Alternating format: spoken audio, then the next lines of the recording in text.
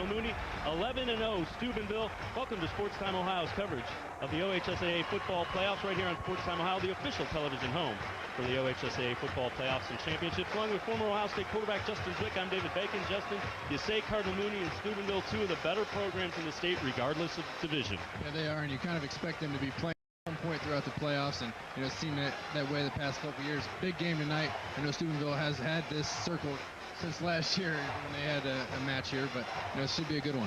Listen to the numbers for Steubenville. They're 76-3 since 2003. They've won 52 of their last 53. Let's take a look at how these teams got to the Region 13 semifinals. Steubenville, a big win over Coshocton. Mooney, a little bit of trouble with Cuyahoga Valley Christian Academy.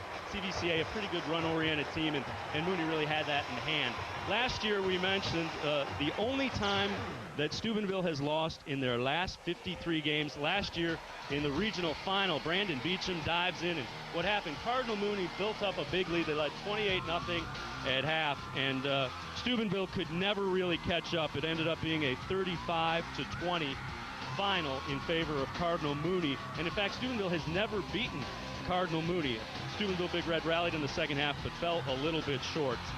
One of the guys that returns is the quarterback, and as you see, quarterback Dwight Macon, just a sophomore, played pretty well in the second half of that game, sets up the screen pass and a long play, but Steubenville couldn't overcome that 28-point lead, and they fall to Cardinal Mooney. And we mentioned the only loss in 53 games, so Steubenville Big Red wants to get a little revenge. They want to get a little revenge. They probably have watched the film from last year quite a few times, and they know what to expect tonight coming into this ball game. Let's take a look at our stars to watch. For Cardinal Mooney, they have a talented trio of running backs, but Ray Vinipal is really a guy who gets it done. He's part of the 4x100 state championship team over at Cardinal Mooney. He can move. Yeah, well, that means he's pretty fast, and he uses that speed to his advantage. You see over 1,000 yards, 11 TDs. He's done a great job for this team this year, and just one of the few backs they have that can do the job in the backfield. And for Big Red, a talented quarterback who is just a junior, played in this game last year as a sophomore.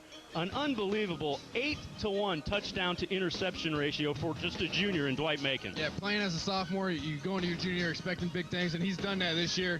And I know he wants to have a good showing here tonight. You see his numbers. It's going to be on him to get this team rolling. He's one of those dual threat guys, too. He can get it done in the air. He can get it done with his legs. Should be a very good football game. Division 4, Region 13, the regional semifinals. Cardinal Mooney never lost to Steubenville. Big Red, a perfect 11-0 on the year. We'll kick it off on Sports Time Ohio, the official television home for the OHSAA football playoffs and championships. Kickoff is next. Hello, football fans. I'm Smitty at Smitty's Floors, and I just want to start by telling all the OVAC football teams good luck on all their quests for a state championship. We now have the official OVAC Big Red Carpet. That's right, official Big Red Carpet. It's going to be available through the Key Club and my man Ross here. You can go to Ross's email address located on the screen. Ross, what do you got to say about that? I just hope that everybody supports Steubenville High School and our kids and all the charities. Thanks and good luck. Enjoy one of our daily specials for some of the best tasting Italian cuisine in the Valley. At lunch or dinner, visit Naples Spaghetti House in Steubenville, where our family wants to serve your family. Welcome back to Fawcett Stadium in Canton, Ohio. Big Red will kick, and Cardinal Mooney will get the football to start things off first here in the first quarter. Welcome to the Division 4 Region 13 regional semifinal. A rainy night, decent temperature, 56 degrees, winds out of the southeast. The rain could really factor into Cardinal Mooney. They have a big offensive line. They like to run the football. I'll tell you, in some of those highlights we saw about last year's game, it looked like the rain was coming down too, so maybe these two teams attract that kind of weather, but I think that's really in the advantage of Cardinal Mooney tonight with the way their offense is built around the run game and their offensive line. You see back deep for Cardinal Mooney to receive the kick, Braylon Hurd. He's another part of that 4x100 state championship relay team, and he'll be a running back as well. And also Justin Leonelli, one of their big play wide receivers. He is a senior, very talented. He's also quick. And that's the interesting combination for Cardinal Mooney. They have big physical offensive line and quick backs. It's usually a pretty nice thing to have for an offense. That means you get a lot of rushing yards if you have that kind of problem going on. Brennan Stover kicks it away, and this will be Leonelli from his 6 to start it off for the Cardinals. Breaks the tackle, Good coverage by Big Red, as Mooney will start off 1st and 10 from their 24-yard line. And the Mooney offense, the Cardinals, led by Alex Zordich, quarterback. His brother Michael Zordich was the fullback on last year's team. McGlone is the fullback. Ray Vinipal, we mentioned, very, very quick tailback. Wide receivers that can make plays in Leonelli and Delicio. The offensive line is big and physical, and John Simon is playing tight end, and he's 280, and he can get out and run and catch the football. That might be one of the biggest tight ends in the state right there, but he's a great athlete. I'm sure they'll probably use him a few times here tonight. Out of the shotgun formation. Bad snap. Zordich gets it, and pressure, and brought down.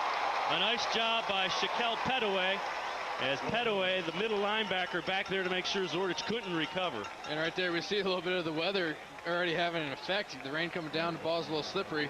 You know, it's just an easy, nice little shotgun snap. The ball just goes through his hands. It's a little wet. You know, that can happen. You got to make sure in this situation, these types of games, that you take care of that ball. I mean, handoffs, QB center exchange, whatever it is, it's that much more important because that ball is wet. Let's take a look at the Big Red defense. Sage Kutry, Dugan, Jordan Banks, but the linebackers are the one. Bronco Busick is a West Virginia recruit. Petaway, we saw. The DBs are physical and aggressive. Play action for Zordich, quick hitter, and he gets it out to Justin Leonelli, and he is stuck.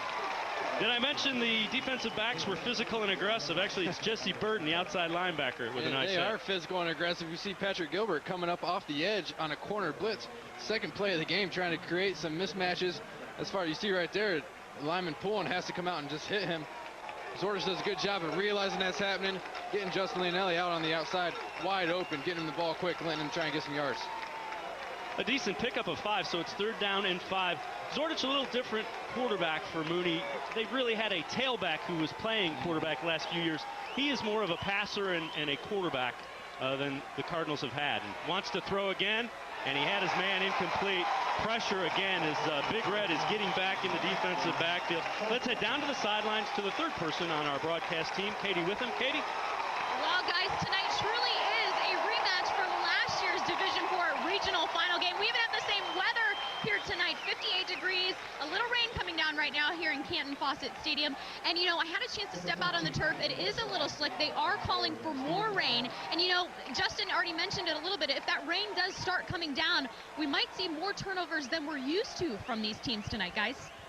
All right, Katie, we appreciate it. Punt formation, a high snap is handled pretty nicely by Vince Penza. And it will take a Cardinal Mooney roll and keep rolling inside the 25, down inside the 20 to the 19-yard line. A fortunate roll as Mooney downs it at the 19-yard line, where Big Red will take over 1st and 10 from their own 19-yard line. And let's take a look at the Big Red offense. We mentioned Dwight Macon. Demetrius Brandon, a very talented tailback. They also will get Jordan McIntyre and Bronco Busick in at fullback. Anthony Pirro, Brandon Carroll, very good wide receiver. Sage Kutry is the big play guy, receiving the football with 8 touchdowns and a solid offensive line. Straight ahead, they're going to run the ball with Demetrius Brandon. And actually, it's Bronco Busick, and he breaks the tackle and picks up the 1st down. Nice little play fake, and Busick busts through there and picks up a 1st down with second effort. Watch this rebound. I don't know if we're going to be able to see it, but Dwight Macon hands the ball off and goes after the defensive player, Joe Stoops. He sees him on the edge, goes after him, gets a nice block as the quarterback just going after somebody and saying, hey, we're going to come at you guys, we're going to hit you. And, you know, nice little run, nice little physical play to start this game for this offense.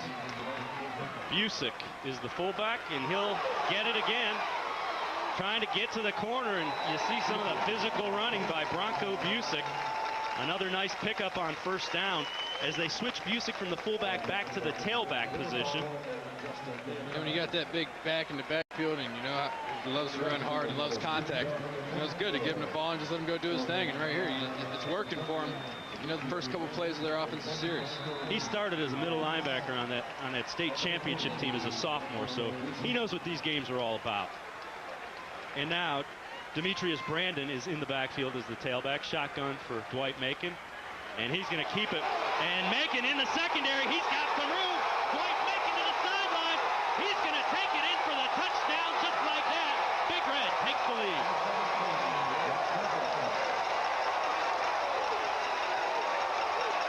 What a way for this offense to start the ball game. Coming out 3 runs in a row, 2 with a power back, and then all of a sudden, this nice little quarterback lead. Has to make one guy miss, does a good job of setting him up with the blocker. And all of a sudden, that's just speed going down the sideline. He knows he's got one guy to beat. George Lyris, number 11, on the defense, was the one guy he had to get by and outrun, and he does. Keep in mind, that's a kid that has 24 touchdown passes as well, who can run the football like that. Brennan Stover on to try to make it a 7-0 Big Red lead. 9:31 to go in the first. Snap is good, set is good. The kick is a line drive, but it's good. Steubenville 7, Cardinal Mooney nothing. You're watching Ohio State football playoff action.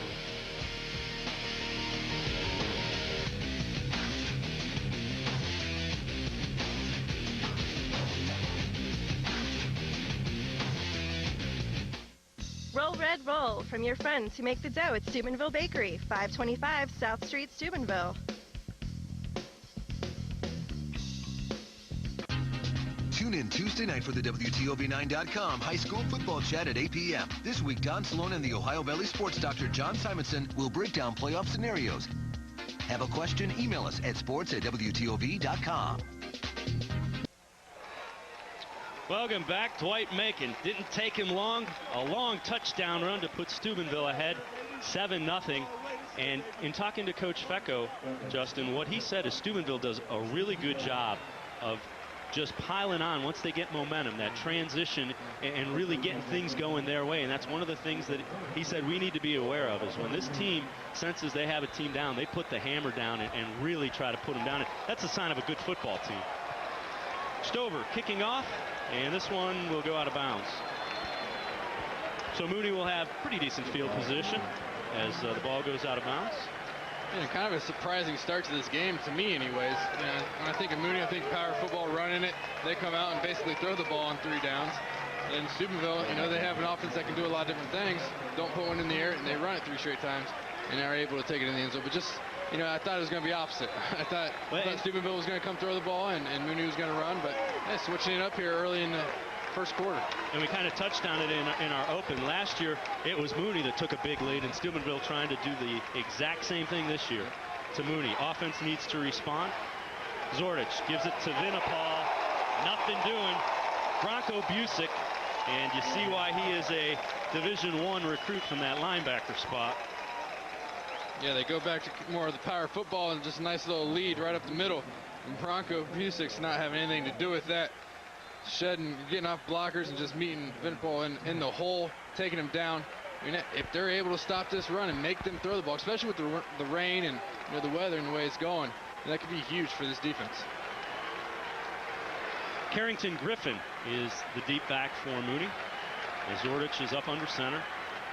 All kinds of trouble. Ball's loose, and Griffin gets it, but 8 of the Big Red defenders get him.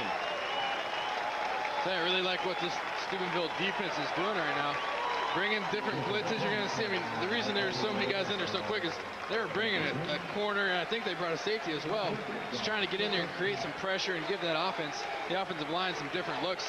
They can't pick everybody up. The defense is, you know, very active right now, moving around, trying to confuse the offense.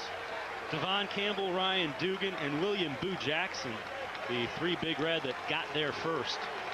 And they were all there right after that collision. Brings up a 3rd down and 13 for Cardinal Mooney. 3 wide receivers to the top of the screen. Zordich has time. Incomplete. So Big Red's defense holds again. It brings up a 4th and 13 in a punting situation for Mooney. I'm going to go ahead and say it. Steubenville's able to keep Mooney in a long 3rd down situation. And they're probably going to be pretty successful because Mooney's a team that's not probably used to having that kind of situation. You know, not having to pick up a lot of yards on a 3rd down. And with the weather and the way things are going, you know, that could be huge for the defense if they're able to stop them on the first 2 downs. Caleb Westlake is back deep. As Penza will kick it away.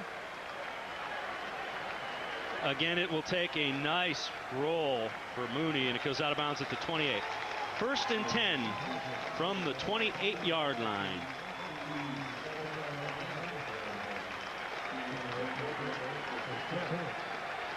Had a chance to catch up with Coach Reno from Big Red, and here's what he had to say. We're just glad to be going on. That's the main thing. You got to win and stay in. If you lose, you go home. But to play a team like Mooney is a challenge that we welcome, and we can't say a whole lot because we've never beaten them, so there isn't much of a rivalry there until you beat somebody. One thing about athletics, you very seldom get a second chance, and we've been awarded a second chance. Hopefully, we do a better job this year.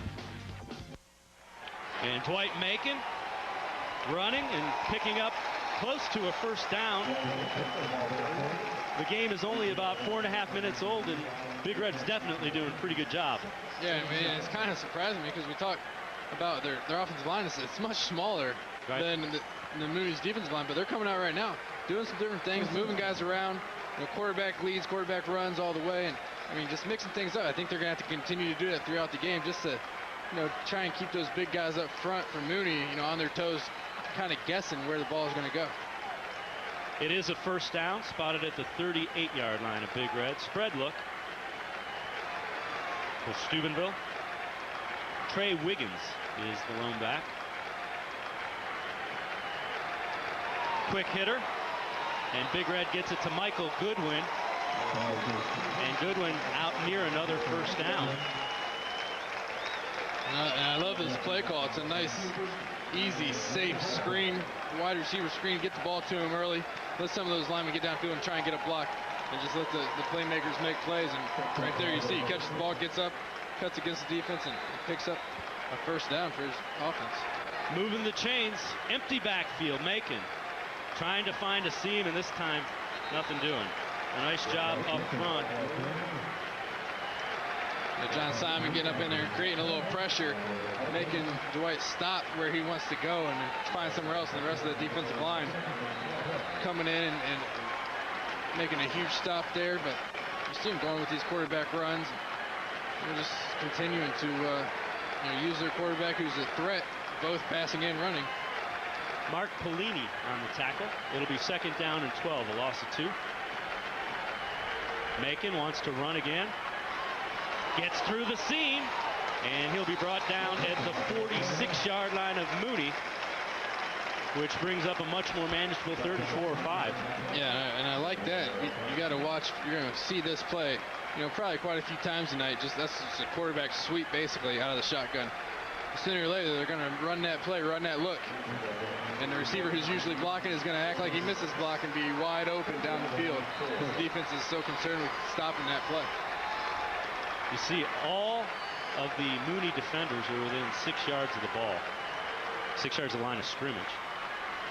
Macon on 3rd and 4, trying to spin free. He's not going to do it. A nice job of shutting that down. As John Stoops from a strong safety spot came up and threw for a loss. The defense being so close to the ball, that's how John Stoops is able to get up there, and they're thinking run, thinking the quarterback Dwight Macon is going to get that ball. And they do a good job of stopping him, not letting him get the first down. But I like what Steubenville did there. They up tempo, they're getting to the line of scrimmage, they're trying to get up to the line and get that play off quick. Just didn't work out here. Anthony Pirro lines up in punt formation, and he gets it off, and it is fair caught by Donald Delicio, and flag on the play. It's against Big Red. Illegal procedure. And I would guess since they had the ball at the 16, they'll probably make him re-kick it. Yeah, you never know what can happen. Make him redo it. Maybe get a high snap. Maybe get a big play, a punt block. And if nothing else, more than likely they're going to get the ball either where you had it there or even better. So make him kick it again. And punt is a very important play. We've heard that throughout my years playing football. Punt is one of the most important plays in football. It can change so many different things. Another flag. And Big Red, illegal procedure again. So it'll cost him 5 more. 5:02 to go, first quarter, and a player down. It looks like Chuck Gruber's down. And Gruber is a guy that's very critical on Mooney's defense. He's one of their inside linebackers. He's had a big year for him, 21 tackles, 31 assists. I mean, he's in and out a lot of plays. Well, we're going to take a timeout with 5:02 to go in the first quarter. Big Red, an early 7-0 lead. Cardinal Mooney awaiting the football. You're watching the OHSAA football playoffs.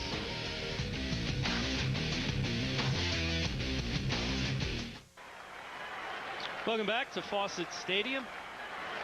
4th and now 14 after 2 illegal procedure penalties for Steubenville, and Big Red will kick it away. Anthony Pirro lines up in punt formation. Ray Vinipal is back deep with Donald D'Alessio for Cardinal Mooney. Nice kick this time by Pirro. D'Alessio fumbles it and then wisely pounces on it as Big Red, great coverage again, is down there causing all kinds of problems. Khalid Westlake. Well, almost a huge turnover right there. Ball going through the receiver's hands. And it's a smart play, just falling on top of it. You don't want to try and be a hero, pick it up and run with it, because guys are getting down there quick. Like you said, that coverage is down there doing a great job. Should also mention a number of Mooney's skill position players, Zordich, Vinipal, Hurd, are juniors, and they didn't play a lot because you had Brandon Beach and Michael Zordich. So this is really the first time on the big stage. Let's see if they can settle the game down now. Donald D'Alessio in motion. They give it to Carrington Griffin. Griffin gets free out near the first down marker. And they'll run Griffin, Vinipal, and Hurd, and whoever has the hot hand is who they'll stick with. Yeah, and that's the thing, too. I mean, you got backs who, I mean, they all can run. They're all good backs. They're all good runners. Yeah, you go with the guy who has the hot hand, and, you know, I'm sure if they're able to get things rolling a little bit, they might start to sub just to keep guys fresh, but, you know, they got to get that going first before they have to worry about that. And there is Carrington Griffin, also a junior. He has 610 yards, 8 touchdowns. We told you Vinipal over 1,000 yards, 11 touchdowns. Braylon Hurd, 841 yards, 7 touchdowns. So that kind of goes with what we're saying. Griffin tackled a nice hit inside. As making the play defensively was William Boo Jackson, who has come up a couple times from that free safety spot to hit people. Yeah, when he sees this formation, I mean, he's kind of on that line of scrimmage, kind of what the defense has been doing, trying to get guys up there and switch things up a little bit. He's there in a perfect spot to make that tackle and does a good job of bringing him down. Carrington Griffin is running hard, so I mean, it's not a guarantee even if you're there ready to make the tackle. Pickup of 2, 2nd down and 8 for Mooney. Griffin again, flag comes in. Tell you, Big Red's defense has done a real nice job of kind of disguising what they're doing and slanting up front. Yeah, they have done a good job of that, but also just bringing pressure. I mean, they know that they might be a little oversized, but they're bringing pressure, bringing extra guys, and that's tough to stop. Face mask on the tackle, and it's going to be a 15-yarder, so it'll be a first down. And we'll move the ball out near midfield for Cardinal Mooney. And this drive very important for Mooney because not that you got to get points on the board. You want to settle down the game because they've had so much trouble those first 2 series. Well, I mean, that's a huge penalty, you know, in itself, talking about how big this drive is. A huge penalty for the Big Red. I mean, that'd have been a 3rd and 8 coming up. They made the stop. Instead, they're giving the ball on the 50-yard line with a fresh set of downs. Just giving this offense who, you know, they've done a pretty decent job this whole year of scoring and, you know, putting points on the board, giving them more opportunities. You see the shifting of Steubenville's line up front, and we get a flag coming in. And unfortunately, I wanted to say Mooney's line was shifting. That's what's happened. False start. So that'll cost them 5, and they'll back it back to the 45-yard line. Let's head down to the sidelines to Katie with them. Katie? Well, guys, I was over on Cardinal Mooney's sideline when Chuck Ruger came off limping. It was his knee. They were doing, it looked to me like some ACL tests on him. He was able to get up and run without limping too much. He is back on the field now, but one thing to keep in mind, you do have those types of knee injuries that it depends on where you plant and cut, that the hurt can come back. So let's keep an eye on that, guys. All right, Katie, we appreciate it. 1st and 15 after the 5-yard penalty. Griffin gets it. He gets the sidelines. Carrington Griffin. Nice cut back at the 40. He'll pick up the first down, ridden out of bounds by William Boo Jackson. And Jackson has been all over the field in this first quarter. So that's just a great call. The defense they played there, everybody shifted to the left. I don't know if they knew they were going to shift that way or not, but the play goes away from the defensive shift. There's nobody on the outside there. That's why he's able to bounce it out so quickly so easily to get to the sideline. Then he just turns on the afterburners and does a good job picking up the first down. And Steubenville's defensive front has to do that. They go 175, 178, 220, 190. And Mooney's offensive line goes 290, 290, 210, 282, 310. The only way you're going to get that penetration is with those shifts. Yeah, you're doing shifts and bringing pressure and bringing more guys than they can block. That's the only way they can stop it. Zordich going to run it this time. Gets to the sideline, spins, fights for an extra yard or two. He's inside the 35. And there we see just another, Mooney kind of doing what Steubenville, hey, you going to run your quarterback? Hey, we can do that same thing. He gets a lead blocker going towards this short side of the field, which they're just maybe trying to catch the defense off guard, saying, hey, let's go to the short side instead of trying to string it out to the field. But they do a good job of picking up, 4 or 5 yards and putting them in a 2nd and 6 situation. Carrington Griffin is the back. Zordich out of the shotgun, 2nd and 6. Griffin gets the handoff, and that Big Red interior defense shuts that down after a pickup of a couple.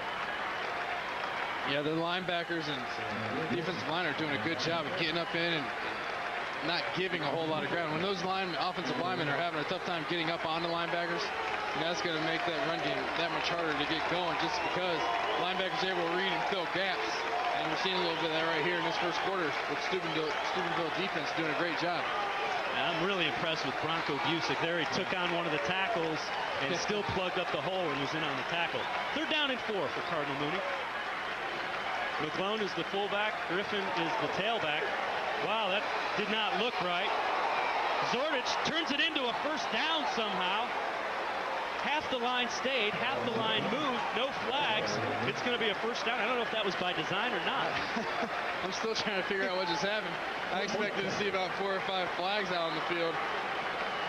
Hey, maybe that's what it is, but hey, Zordich does a great job of realizing, hey, this play just went bad or something's not going right. Then we get to the outside, and he gets a nice block from Chuck Gruber, who's back in the ball game, who kind of springs him to get open to the sideline. To pick that up. Ball will be spotted at the Big Red 25, 1st and 10 for Cardinal Mooney. Griffin is again the lone back. Leonelli and Delicio to the bottom of the screen. Rollout, looking for Simon, the tight end. Good defense. As tipping that away is Isaiah Willis. Isaiah Willis was in front of the play and able to get a hand on it, so John Simon couldn't grab it. And Jordan Meyer, safety, coming in from the top. They kind of had that covered, well played by the defense.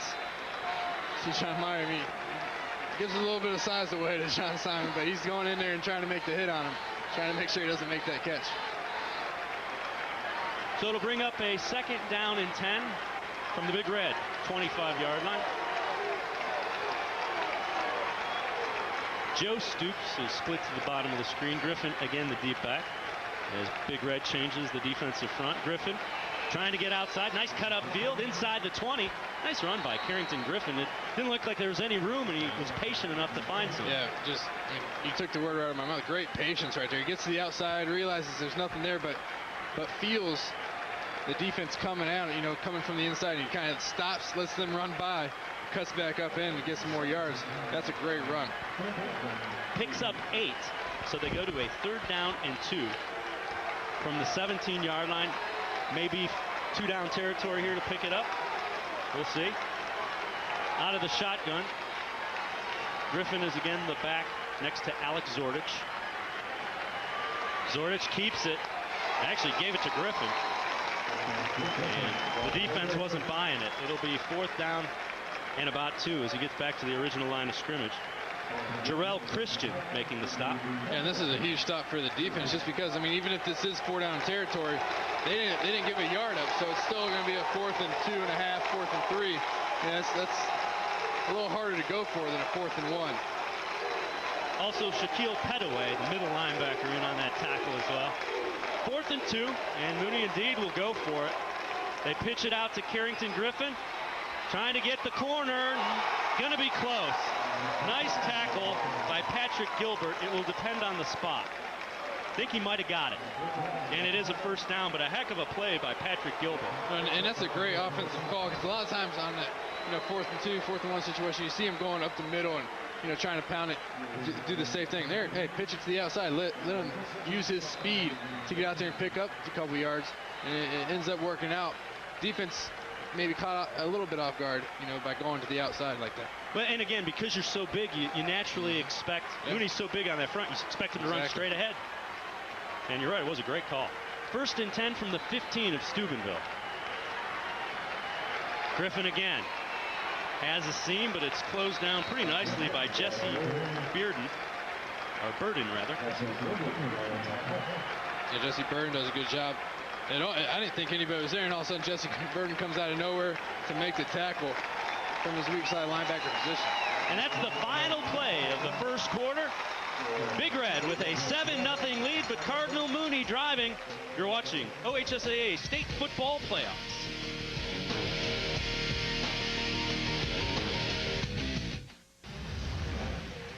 The OHSAA Football Playoffs are brought to you in part by Time Warner Cable, the power of you.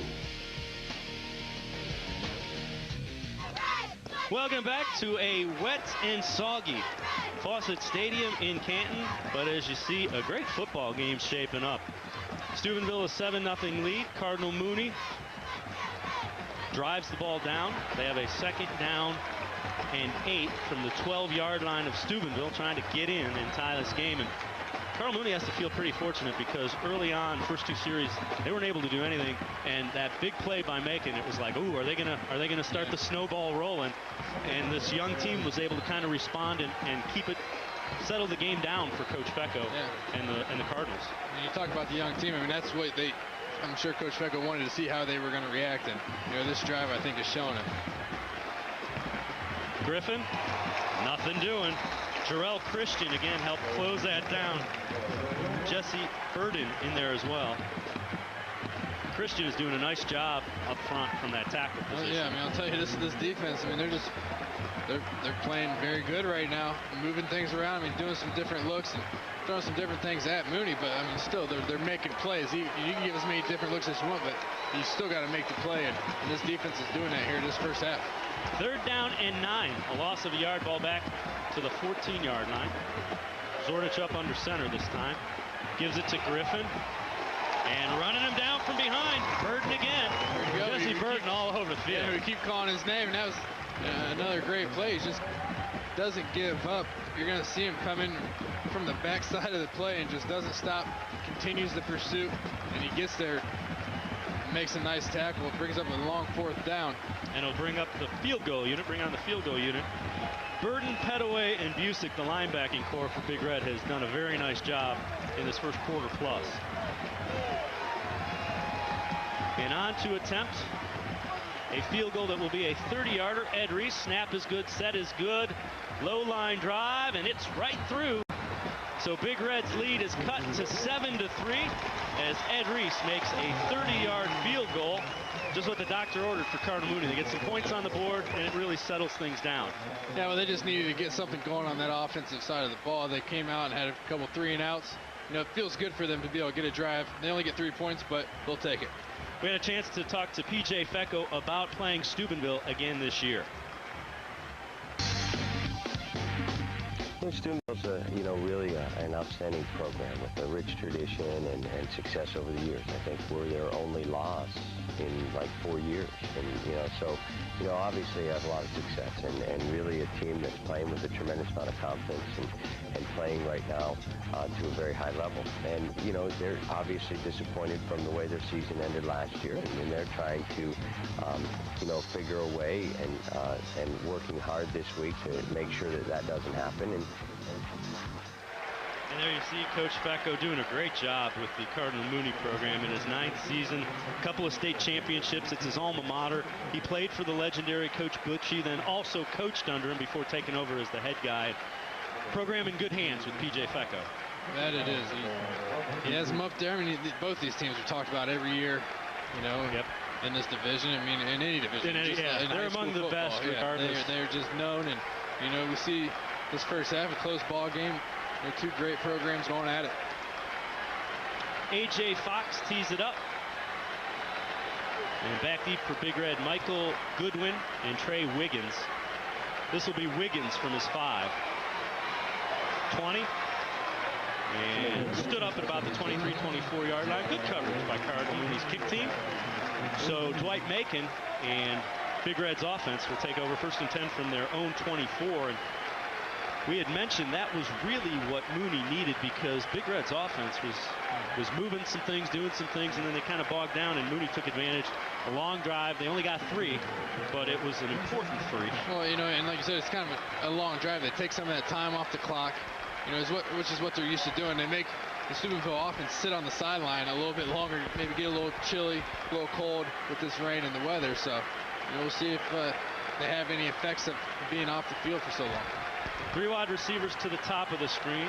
Demetrius Brandon is the lone back next to Dwight Macon. Macon keeps it, and he's brought down John Simon.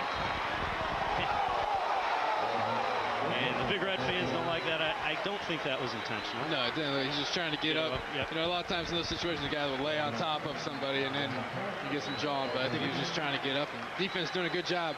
I mean, if John Simon wasn't there, they had a safety out on the edge whose probably main job was, hey, sit out there, and if the quarterback comes to your way, you know, keep contained and keep that outside shoulder free. So defense doing a good job at playing that quarterback run.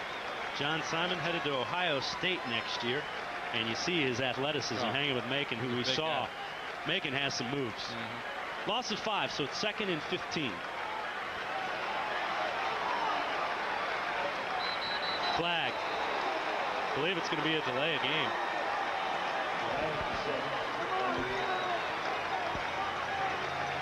And the official is going to check with the back judge. Referee's checking with the back judge to make sure. And it is delay of game, so Big Red will be backed up 5 more. It'll be 2nd down and 20. You see a big substitution right there. 3 guys coming in, going to a different set that they have, spreading the ball out a little bit, spreading that defense out, saying, hey, you know, we can't bunch up with them. They're too big, too physical. Let's try and spread them out and do some different things that way. 4 wide receiver set for Steubenville.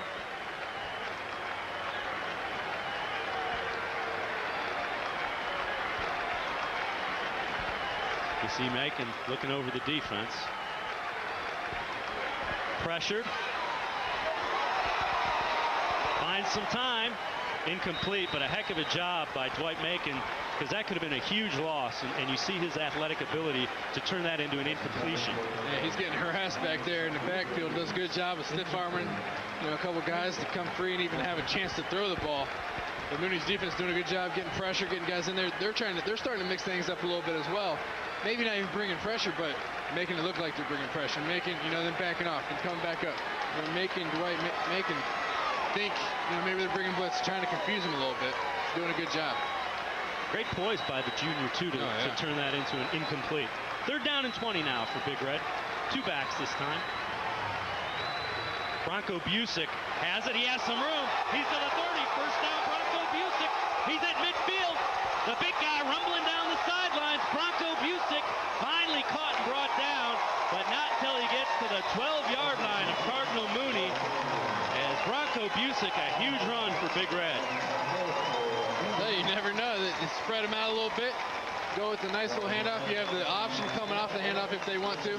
But Bronco Busick doing a good job. There's nobody touching. There's a hole wide open, runs right through, and you see a little bit of his speed and athletic ability.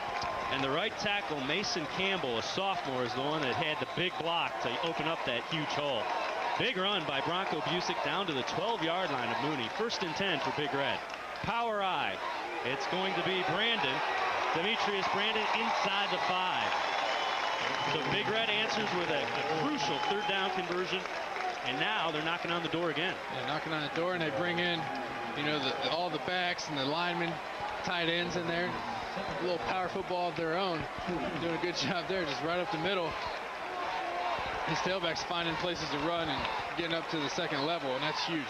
Macon keeps it, breaks a tackle, some power at the end of it, but he doesn't get in. Down at the 1, probably inside the 1. I'll tell you, he put his shoulders down and went after that one. It almost looked like he broke the plane for a second from up here, but wow, I mean, that's a nice one. You see a little bit of his power, and that's always so nice to have as an offense. We have a quarterback that can run and you fake the handoff, because that defense is selling out to try to stop that up the middle run by your tailback. You know, it's always good to be able to have a quarterback that can pull it and run with it to the outside. Macon doesn't get in the end zone. He does pick up a first down, so it's 1st and goal. Ball is just inside the 1-yard line. The one thing that makes you a little afraid of that is lowering the shoulder as the quarterback. Busick gets into the end zone to push it to a 13-3 lead for Big Red.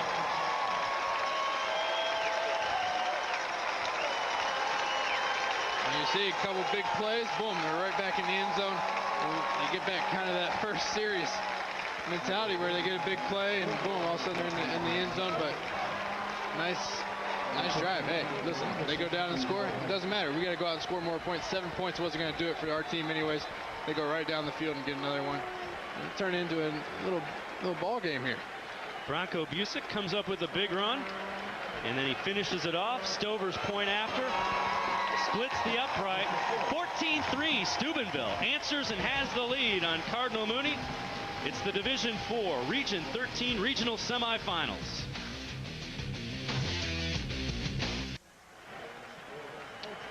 ONN is Ohio's channel for high school sports fans every Friday night. Games, highlights, scores, and analysis from across the Buckeye State. It's the Grange Insurance Sports Site.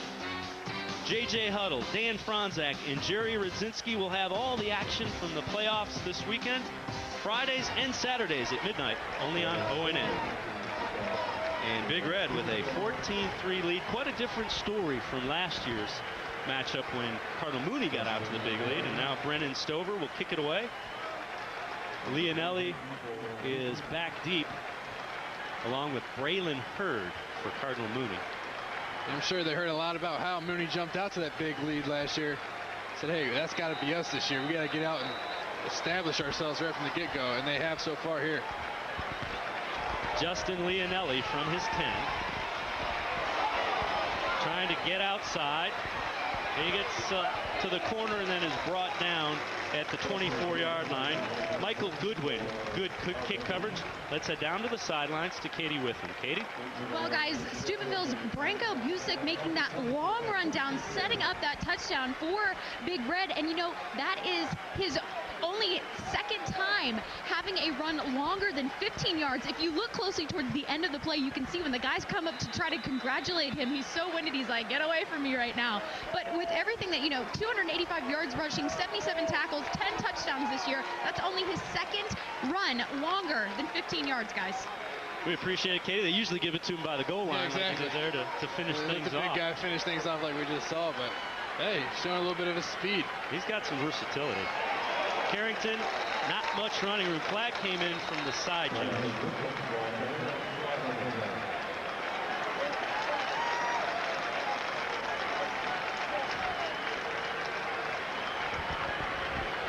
So we're going to get an illegal shift against Mooney, and they'll decline it because actually no gain on the play, so it's 2nd and 10. Make it 2nd and 10. The defense is, for the most part, playing well here in this first half, so hey, let them have that play, and we'll go down and we'll try and stop them 2 more times and get the ball back. Want to keep this offense in 2nd and 3rd and longs because they can do some play action. They run the ball so effectively, so. Well, being up in the score is an advantage as well because you want to make them throw the ball to try and get back into the ball game. Carrington, Griffin again. He'll find a way to scoot through for a couple. Ball came loose at the end of the run. No signal yet. Big Red says they have it. Mooney says they have it. Let's see. Oh, the guy in the striped shirt says Big Red has it. So a turnover for Steubenville deep in Mooney territory.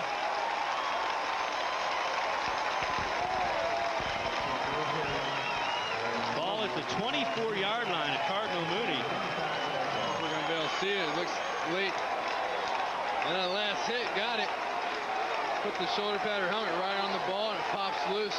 Steubenville defense sees that thing on the ground, and they're taking advantage of that opportunity. And this is huge for the Steubenville team. I mean, for the team to, I mean, really, you're looking at what, a 21-3 ball game if they're able to punch this in. They get it at the 24 of Cardinal Mooney after the fumble recovery.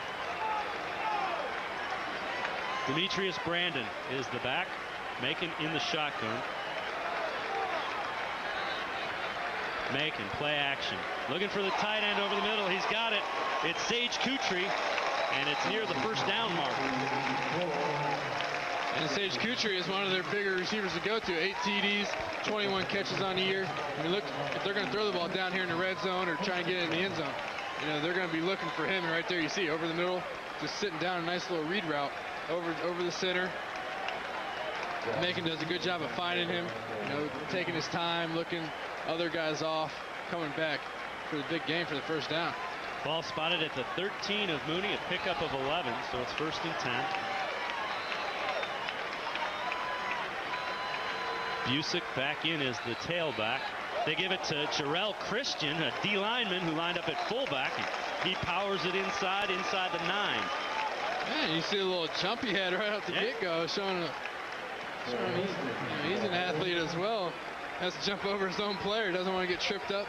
Does a good job. I mean, that's great vision, good quickness right there to be able to make that kind of move and then get back up and get some yards.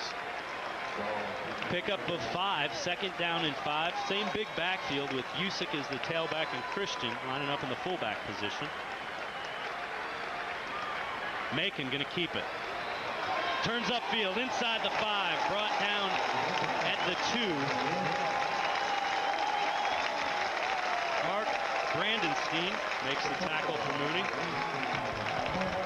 And they lined up right there. Hey, we're putting our big guys in. That's a quarterback run, a haul the way quarterback sweep. 2, 3 lead blockers. They're just saying, hey, we're going to try and push it up in there and see if we can get something. Mark Brandenstein does a good job of tracking him down, coming underneath the blockers to make the stop. Another first down, 1st and goal from the 2. Another touchdown.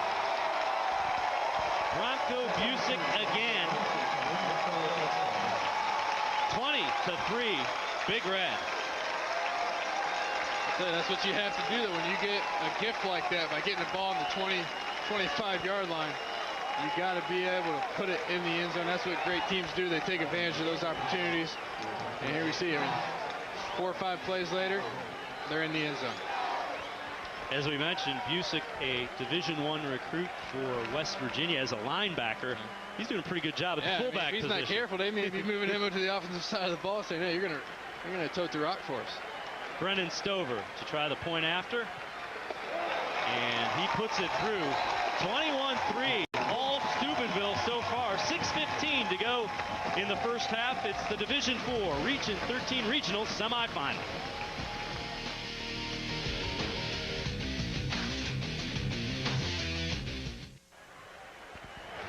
In the shadows of the Pro Football Hall of Fame, Fawcett Stadium is lit up with some good high school football. And 6:15 to go in the first half. It's been Big Red lighting up the scoreboard. 21-3, they lead Youngstown Cardinal Mooney in this regional semifinal in Region 13, Division 4. Cardinal Mooney, they really need to get some points on the board before the half again. And it seems like we've been saying that all game long. The turnover really hurts, and that's one of the things Steubenville does. They make teams pay when they turn the football over. That's a sign of a good team. That's why Steubenville has had so much success over the years. I mean, they're coached well. If the ball's on the ground, we got to jump on it and get it for our offense. And right there, we see it happen. Justin Leonelli, a decent return to still get out to the 29-yard line. It'll be 1st and 10 for Cardinal Mooney from the 29-yard line of the Cardinals. And we had mentioned Steubenville, the 3rd winningest team in Ohio behind your Tigers and Canton McKinley. 700th victory was back on October 24th over Cardinal O'Hara. They're only the 26th team in the country to win 700 games. Even more impressive than that, I think, is they've won 52 of their last 53. That's crazy. And they're 76-3 since 2003. And one of those was in a state championship game to Benedictine. One of them was to Cardinal Mooney, and another was also a playoff game. But they're used to winning football games down in Steubenville. Shotgun formation. Zordich over the middle, open, and it's complete to Donald D'Alessio, and he gets out to the 45-yard line. Another team that's used to win football games too, though, is on the other side of the field in Cardinal Mooney. And they're not. There's no give up in this team. I mean, they may be down by 18 right now, but I mean, they realize there's still 6 minutes to go in the second quarter. Just got to go down. We got to get things going. We got to get back to, feeling comfortable out there. Like you said, we talked about earlier, young players. They haven't really been on this big spotlight before, so They realize they just got to continue to do what they've done all season, and they got plenty of time. Ball spotted at the 45. They give it to Braylon Hurd. He has some speed. He gets the corner and a first down. A nice run by Braylon Hurd. And again, they will alternate guys in. Hurd is a guy that was on that 4x100 state championship relay team. Yeah, I mean, they got 3 guys with over 500 yards rushing, you know, staggered. And, I mean, they all can get the job done. And, you know, like you talked about earlier, whoever has the hot hand, they're kind of going to go with. And they've really done a good job, though, of mixing it up. I mean, we mentioned how dominant Steubenville has been. 5th meeting between Cardinal Mooney and Steubenville, and they haven't lost. And when you've won 700 games and 76-3 in your last 79 games, that's pretty darn impressive. Zordich, pressure. He runs it. He's going to fumble, but it was picked up by Mark Polini. Polini just alertly grabs the football, which could have been very disastrous, and it ends up being a decent pickup as the ball will be at the 38-yard line. Talk about being in the right place at the right time. A nice step up by Zordich. You know, there's nothing back there. He steps up, just got to take care of that ball. Defense does a good job. They've done a good job of putting that helmet and shoulder pad where the ball is, trying to knock it out. Never see it again. Ball's slippery. And things like that can happen. It was Jesse Burden again. Yeah, there he is he again. Has been all over the place from that outside linebacker spot. Mark Polini in the right spot at the right time, picks up the ball. That'd have been another huge turnover. Pick up a 5 on the play. 2nd and 5. Zordich pressure, and he's sacked.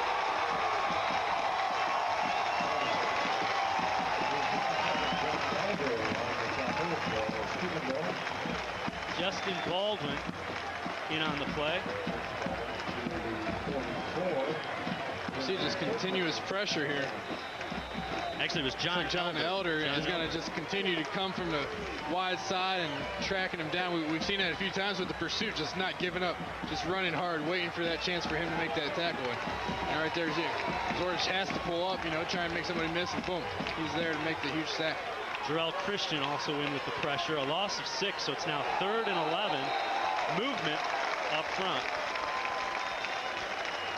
Ball start. 3rd and 16. When we talk about being a young group, maybe this big game atmosphere is, you know, they got him a little nervous, a little jumpy. Well, they did play Ursuline at Youngstown State, and that's a. Well, Youngstown State's like huge, a home game for them. I mean, but it's, you know, the entire city of Youngstown was at the game, so. And that is a big game playoff type atmosphere. And Ursuline, one of the top teams in Division 5, did beat them 10-7. 3rd and 18. Hurd gets the corner and is going to be short of the first down, but he makes it a 4th and now there's a decision to make because it's about 4th and 4 or 4th and 5. And with 3 and a half minutes to go, you almost think they got to go for this and try and pick up this first down. I mean, they've had a couple of big running plays. And Hurd has things. He's made some good looks and some good reads. I think you got to go for it here, because if not, you may not get this ball back. And who knows, the way that Steubenville's offense is going, they may go score another time. So then it's 28-3. You got to take a chance here and try and pick up this first down.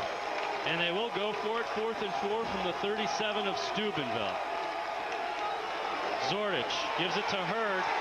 He's not going to get it. Big Red defense turns it over on downs. And Jarrell Christian, another guy whose name we've been calling an awful lot.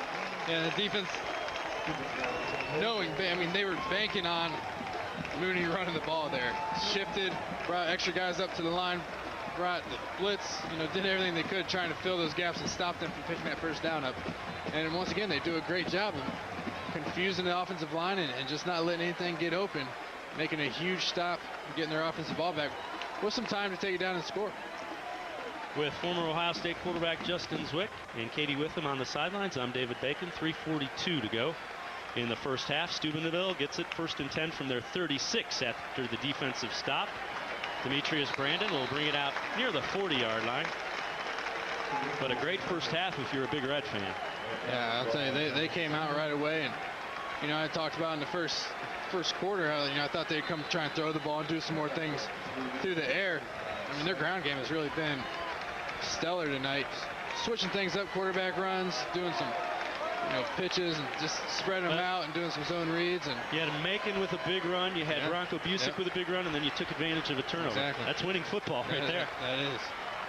2nd down and 7.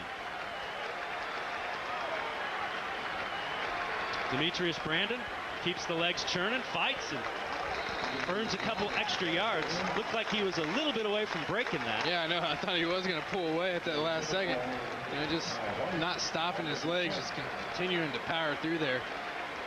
And all these backs that we've seen, hard runners, they get up in there, and if they're getting hit, they're still turning their legs trying to get more yards. A 3rd down and 4 is what is awaiting Steubenville, as we have an official's timeout with 2:32 remaining in the first half. Want a dry ball to come in is what the timeout. That's an important play. You want to make sure you have a dry ball in there. Maybe they're thinking about doing a little play action throwing it, so they want to give Dwight a chance to have a dry ball and put it through the air. Dwight Macon, just a junior, and he is every bit as good as advertised. That's huge to be a starter as a sophomore and get that whole year of experience. Especially in a program like this. Well, and he was in this same game basically as a sophomore last year, so he's got to feel very comfortable out there. Shotgun formation. Macon trying to get the corner, strung out nicely by Ray Vinipal, and he will be brought down. Might have lost a yard. Vinipal is one guy on the defense Macon won't be able to outrun. We mentioned part of that 4x100 state championship relay team. Yeah, and he's coming downhill fast. And the defense doing a good job of getting it. There's 3 or 4 lead blockers, and Macon on the back of that end. The defense doing a good job of getting all those guys out there, stringing it along as long as they could to the sideline. They're going to get the ball back with 2 minutes to go, see if they can muster up something before half.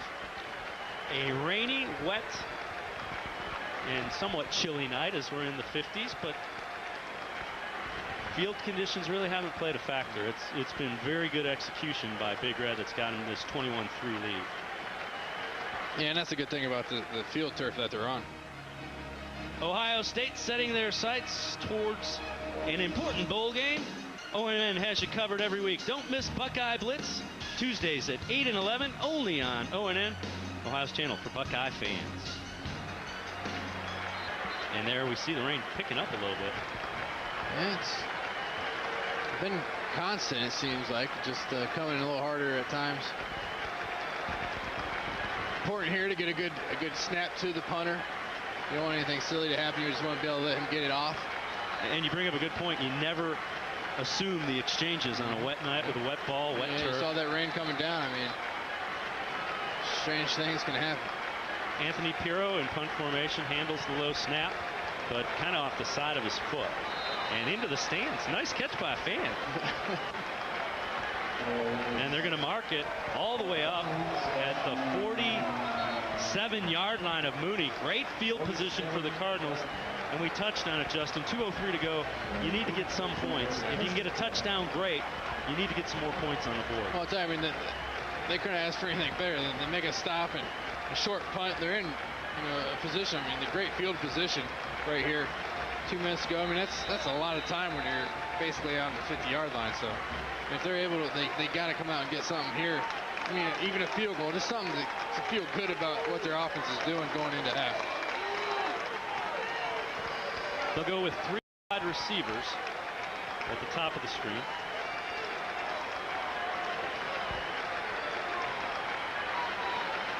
Zordich gives it to Carrington Griffin. Jesse Burton throws him down. Looked like he was going to get outside, but Burton again from that backside. He's quick and he's all over the field. He's been making play. I'm talking about he's coming from that weak side linebacker position. Just doing a great job of reading, finding holes, finding places to run through to get to the back. And it looks like Griffin's going to break that and go for a nice gain, but Jesse Burton saying no thank you. 2 yards on the play, so it's 2nd down and 8. Zordich wants to throw. Has his man, it's Leonelli, and he's inside the 25 down to the 24-yard line. Nice hookup between Zordich and Justin Leonelli. doing a nice job. You see the 3 wideouts they had all basically running verticals down the field, making the corners and safeties make a decision on who they're taking. 2 guys who want to double cover the inside guy, that leaves the middle guy wide open. And Zordich does a great job of throwing that ball and putting it in there. Patrick Gilbert on the tackle, but 1st and 10 from the 25. Zordich again trying to set up the screen. Now he's going to go deep over the middle. Picked off. Intercepted. Brandon Carroll. He's heading down the sidelines. Carroll breaks the tackle and will be pushed out of bounds at the 47-yard line. Flag down back in the secondary. Back around where Carroll picked it off.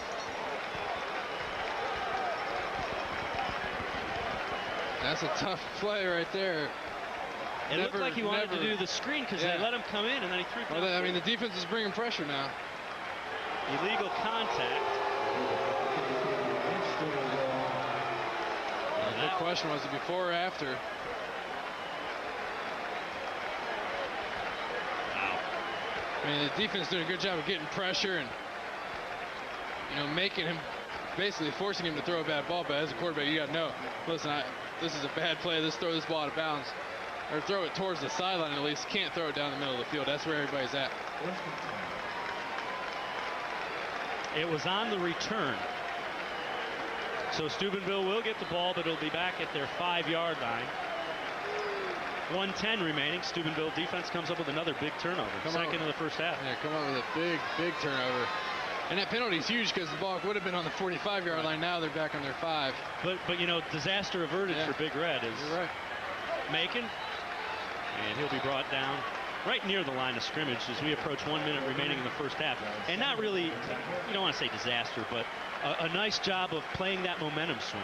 No, definitely a nice job. I mean, I think maybe, you know, Mooney's going to go into half, maybe get a score or something, you know, just, you know, to pick that confidence up. I mean, going into half after throwing a pick like that, I mean, that kills you even more. Things aren't going well. You're not scoring or doing what you're used to doing. And then you throw a pick like that. I mean, the mindset of the Mooney offense has got to just be terrible right now.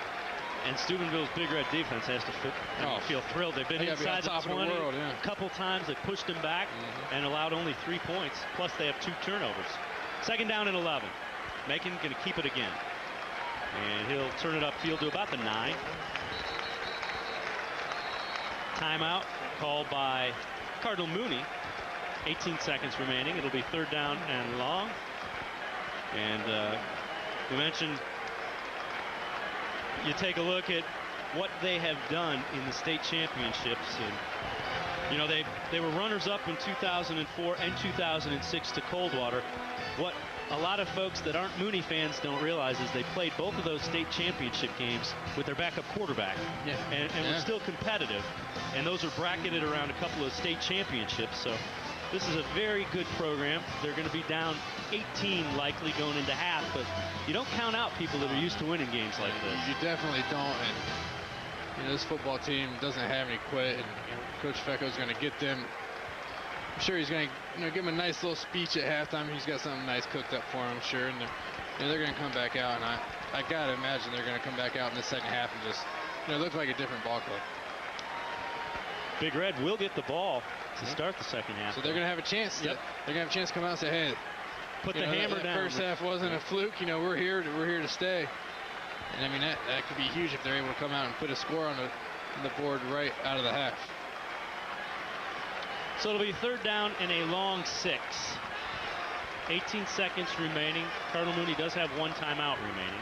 Busick is lined up at tailback. And he will get the call. And this time he is brought down after a short pickup. 6 seconds run off the clock. Mooney calls their final timeout. And let's see if they come after it or try to go for a big return. They do have speed in their return game as well. Yeah, like we talked about before, who knows what can happen on a long snap. You know, it's going to be coming out of their end zone. You know, more than likely. And, you know, maybe they try and get something big here with 12 seconds. Well, we mentioned Big Red. 84 state champs. 87 runner-up. 88 runner-up. Then back-to-back state champions. Part of that run where they have won 52 of their last 53 football games. I mean, every time you say that, I just know, it's I just think about how many games that is, and that's just That's absolutely nuts. And here is Coach Reno, and 26 years he's been at the helm of Big Red, and he's averaged 10 wins a season and only 46 losses in those 26 years. He's doing a lot of things right. Apparently. If you want to start a program or get things going, I'd go talk to that man right there, because he knows what he's doing, that's for sure. So now a 4th down and 3 for the Big Red, and they will likely be kicking the ball from somewhere around their 3 or 4 yard line. Remember, off the side of Piro's foot last time was not a good punt, and I'm sure that went into the thought process. Yeah, I'm sure he's been told. I'm sure before that last one, it's just get the ball off. We don't want any blocks. Just get that kick off your foot. And that's all they need here as well. You see, it was a nice little short kick. And he did get it away, and it'll be Cardinals ball at the 40-yard line of Steubenville. 5 seconds remaining, so it gives you a chance to throw the ball up and see if one of your receivers can make a play. Yeah, I mean, some people might say, you know, things went bad enough. Let's just go into halftime. But I mean, heck, on the 40-yard line, throw the ball down the end zone, see if something good can happen. We've already seen a couple of nice receptions by Mooney, and now Steubenville will take a timeout as they have a couple left. Obviously, want to make sure that. Talk through guys scenarios. knock the ball down. Yeah. Don't let anybody get behind you. Yeah. Watch for the hook and ladder. Yeah. All those things. You'd be surprised to see that from Mooney, though. Watch games on your time. It's Time Warner's local on demand. You see either channel 1111, 1, or 501. You can dial up past state championship games or past big games at your convenience. It's Time Warner's local on demand. You see the channels. Check your local listings for that exact channel number. And I think if you're Coach Fecko, you may put 3 wide receivers up, see if you can get a tip ball, and a lot of crazy things happen. Oh, so. That's for sure. I mean, you never know once that ball goes in the air. I mean, you never know what can happen. And you know, he's got some good athletes out there playing receiver, so I mean, why not give him a chance to go make a big play? Now the other thing they're going to go with 3 wide receivers to the top of the screen. The lone or the end on the opposite side is their tight end, John Simon, who is a big athletic tight end. So be aware. 1st and 10 from the 40 of Steubenville. Zordich going to go deep and overthrows everybody. That'll be the final play of the first half. A half where Big Red really did what they wanted to do in taking a 21-3 lead on Steubenville. Really 2 big run plays, one by Macon, one by Bronco Busick, and then a couple of turnovers. One that gave Steubenville a short field, one that kept Cardinal Mooney from cutting into that 18-point lead. Yeah, they really came into this game with a great game plan, and you know, a couple of big plays here and there. That's nice, that's great, but they still had to put it in the end zone.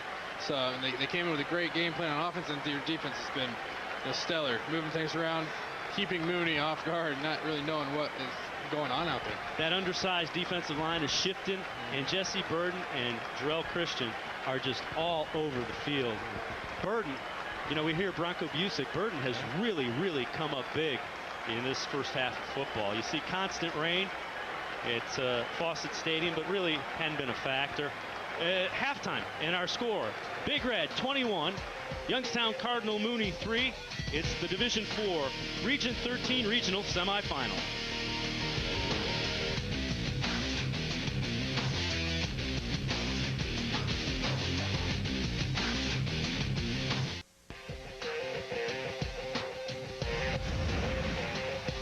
Welcome back to Canton's Fawcett Stadium as we get set to start the 3rd quarter of play with Steubenville ahead 21-3, along with former Ohio State quarterback Justin Zwick. I'm David Bacon. Let's take a look at the first half highlights and how Steubenville opened up that 21-3 lead. And their first possession, Dwight Macon just gets some acceleration through the hole and forget it. He takes it all the way for a quick 7-0 Steubenville lead. And Cardinal Mooney's offense just couldn't find any rhythm early on. Zordich does a nice job of finding some open daylight and gets the first down there, but Cardinal Mooney couldn't do anything. Bronco Busick playing fullback, and look at the big guy. Finds a block, gets to the sidelines, and just takes off a huge run on third down. And then Bronco Busick, since he had the big run, they let the big bruising fullback finish it off to make it 14-0 Steubenville at that point in time. Cardinal Mooney trying to get something going, but Busick also doing it on the other side of the football as they get the turnover, and then Busick finishes it off again to make it 21-0. Mooney does put together a little bit of a drive that gets a 3-point result, and then Carroll comes up with the interception. A nice job by Brandon Carroll, and let's take a look at the stats, Joe. Yeah, I'll tell you what jumps out at me is 204 rushing yards for Steubenville. I mean, anytime you're able to have over 200 yards in a game, that's good, let alone the first half. So, I mean, that's the story of the game right there for me. A couple of big runs yep. that they had. But, I mean, that's what good teams have to do, and you got to do whatever the defense gives you. And you see penalties as well. Steubenville 5 for 72. That's about the only thing I think you would be upset about if you're a Steubenville coach. And the one big one right before half, they had the interception, which they would have got the ball in the 45, ended up getting it on the 5, so that's a big penalty in itself, but didn't really have anything to do with it. A.J. Fox kicks it off, and Michael Goodwin on the return. He'll be brought down at about the 25-yard line, where Big Red will put it in play. 1st and 10 from their own 25, and you see the rain looks like it's picking up a little bit. And they said it's going to continue to come down all night long. I'll tell you what, though, with this rain and the way Steubenville's run game has gone, I mean, they probably aren't too worried about that. They say, hey, we can run the ball. We've done it so far in this game. We'll just continue. So 1st and 10, and Bronco Busick lines up as the fullback. They'll shift into the shotgun. Macon keeps it, and Leonelli brings him down for a gain of a couple. That's the play that they had the long run on, and that time they used it as a fake. Let's head down to the sidelines to Katie Witham. Katie? Thanks, Dave. I caught Coach Fecco coming out of the Mooney locker room here right after halftime, and I asked him what he thought of the first half. He said, you know, he thought that they were able to get in good positions to have some opportunities, but as you can see, only were able to put up 3 points. He told the Cardinals they have to come out here in the second half and do a better job of finishing. They need to play with a sense of urgency here and come up with some of their own 3 and outs. And just a side note, guys, it's still raining down here. No, I didn't notice, Katie. Pickup of 3, so it's 2nd and 7. Macon, nice fake. He's going to keep it, and he'll be run out of bounds at about the 34. It'll bring up a 3rd down and a short 2. Does a nice job of pulling the ball down right there. And I'll tell you, sometimes the best way for a quarterback to run is to run a pass play and have him drop back and look like he's going to throw the ball, and then have him step up. Because, I mean, the defense believes that he's going to throw it, or he's looking to. They drop into coverage, and that opens up so many run lanes right there. We see, it does a good job of getting close to that first down off of a pass play. 3rd down and 2 out of the shotgun. Macon rolls out. Looking for his tailback, incomplete. Intended receiver was Trey Wiggins, and he couldn't haul it in. So it'll bring up a 4th down and 2 in a punting situation. So Coach Fecco gets a 3 and out that he's looking for. And that's what they needed. They couldn't let Steubenville go down and get a score on this first drive. Luckily, drops that ball right there. They don't pick up the first down. He gets a chance to get his offense on the field and get his offense, rolling, get him some confidence early in the second half. Anthony Pirro lines up in punt formation. He's awaiting the snap at his 21. High floating kick. Fair catch called for and made by Donald Delicio. And he will be spotted at the 30-yard line. And you see it's been a constant rain. Ball's wet, turf's wet, field's wet. And at this point, you're probably used to that. But you can never assume exchanges are the simple things. No, and we talked about at the beginning of the game. I mean, the handoffs, the QB center exchange, all the little things that you do. I mean, you have to focus that much more on them now, especially being Cardinal Mooney. You can't afford another turnover in this ball game. I mean, the way Steubenville is taking advantage of those, or good field position or whatnot, you got to make sure you take care of the ball and get yards and pick up first downs. Because the way their offense is built, I mean, it's to eat that clock up and keep the ball. They got to make sure they get a score on every possession they get. Braylon Hurd, and he'll get out near the 35-yard line. straight ahead, and that's something we really didn't see in that first half, is just trying to go straight ahead with some speed. Yeah, I mean, at halftime they had to be talking, guys, listen, we're bigger than they are. Let's go out there and just run the ball down their throats. I mean, let's stop trying to do all this stuff. They got guys on the edge blitzing. Hey, maybe let's just run right at them up the middle right there. We see getting a good 5 yards on the first play. And again, Steubenville is shifting and stunting quite a bit. That time they didn't. Braylon Hurd finds a seam, spins, and he'll be short of the first down, but only by about a yard. Nice job by the safeties to come up and run support that time. Well, that time they didn't show the shift or the blitz, but they brought the strong side linebacker and the middle linebacker on a late blitz, which I think they want to get. They don't want to get going to that. I think they want to keep their guys up at the line of scrimmage, so they're able to stop them more before they get going instead of giving those room, because they're going to be a little late in getting them. 3rd down and 1. Ball spotted at the 39-yard line of Cardinal Mooney. There you see Big Red's D-line shifts. Trouble with the center exchange. Bronco Busick almost takes the handle. Wow.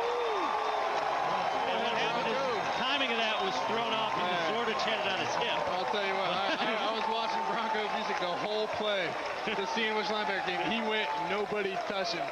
Played that play perfectly. Right after the handoff, boom, lays him out. Nice play. And we've been calling his number all night. Both sides of the ball. Seems fitting he'd make a big play right here on a 3rd down. Braylon Hurd says, guys, we might want to block that number 43 next time. Loss of a couple, so it's 4th down and 3.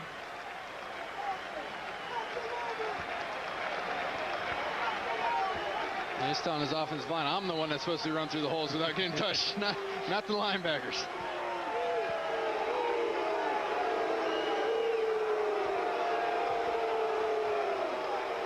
They wave off the flag. Now it brings up a punting situation.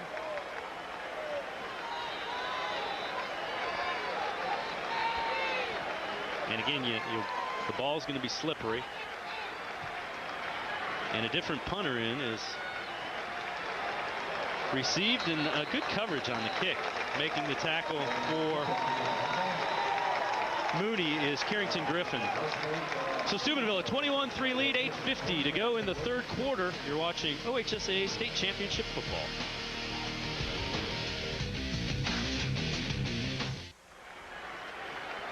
Welcome back to Fawcett Stadium, as Cardinal Mooney had a 3-and-out, and then on offense a 3-and-out. So Steubenville gets the ball back, 1st and 10 from their own 32. 8:50 to go, 3rd quarter. What a huge stand by the Steubenville defense.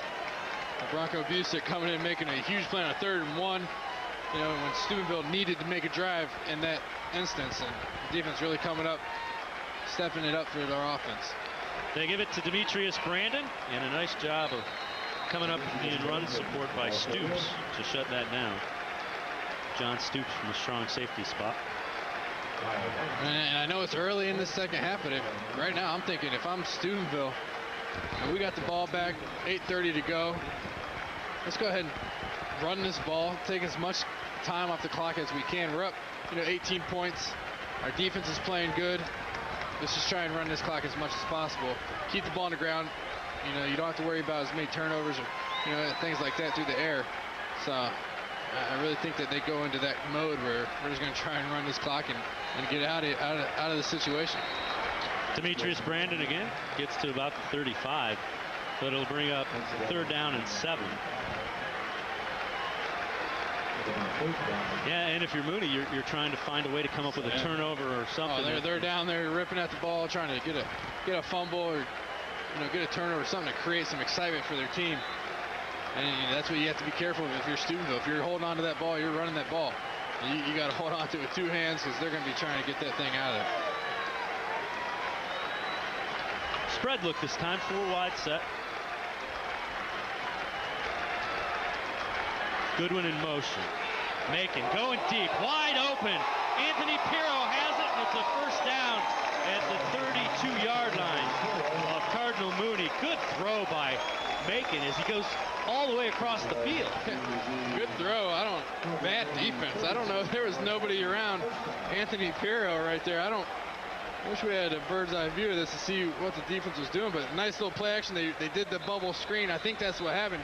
The corner stays up to take that bubble screen so they don't pick up the couple yards that they needed. Safety takes the guy down the seam. That leaves Anthony Pirro wide open on the outside. Macon trying to get the corner. Fumble loose. Picked up by Mooney. Big play by Donald Delicio to come up and put the hit to cause the fumble, and Mooney gets what they need. And there you go, right there. We were talking about it. It's almost like they stopped him on that third down and they punted the ball. They get the ball back. But Macon trying to get the stiff arm in there, and like I said, you got to make sure you're keeping both hands on that ball, taking care of it. He tries to make the stiff arm to get some extra yards, and that leaves it open. That leaves that ball open. He gets a hand on it, boom, comes out.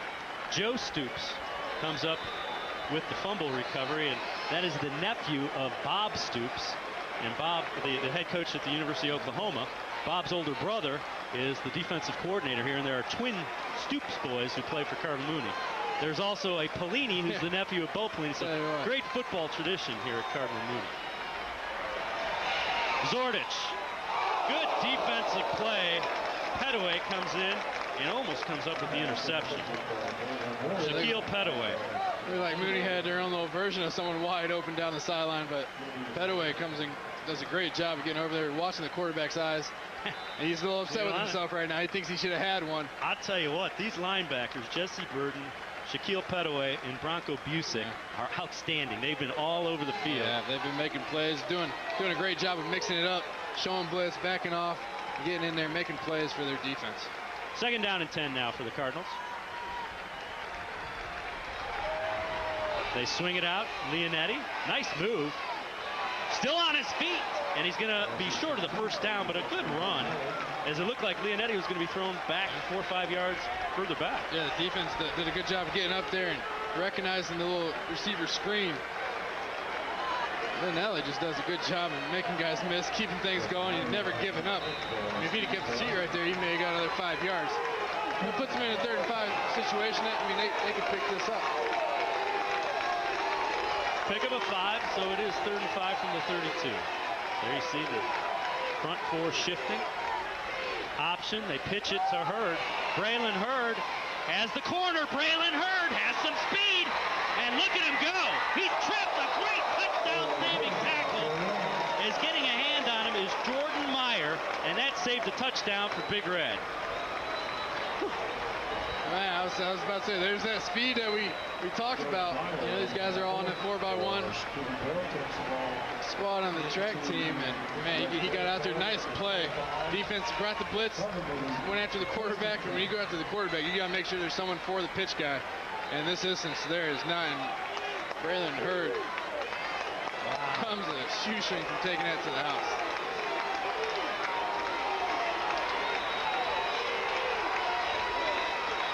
First and 10 from the 25-yard line of Steubenville. Zordich keeps it and fights ahead, picks up 4 yards. See the fight in this team is just, there's no give up. They know they're used to winning. They know. I mean, all week long they've heard, hey, listen, Steubenville's never beat us. We can go in and get these guys even though we're young and maybe not as experienced.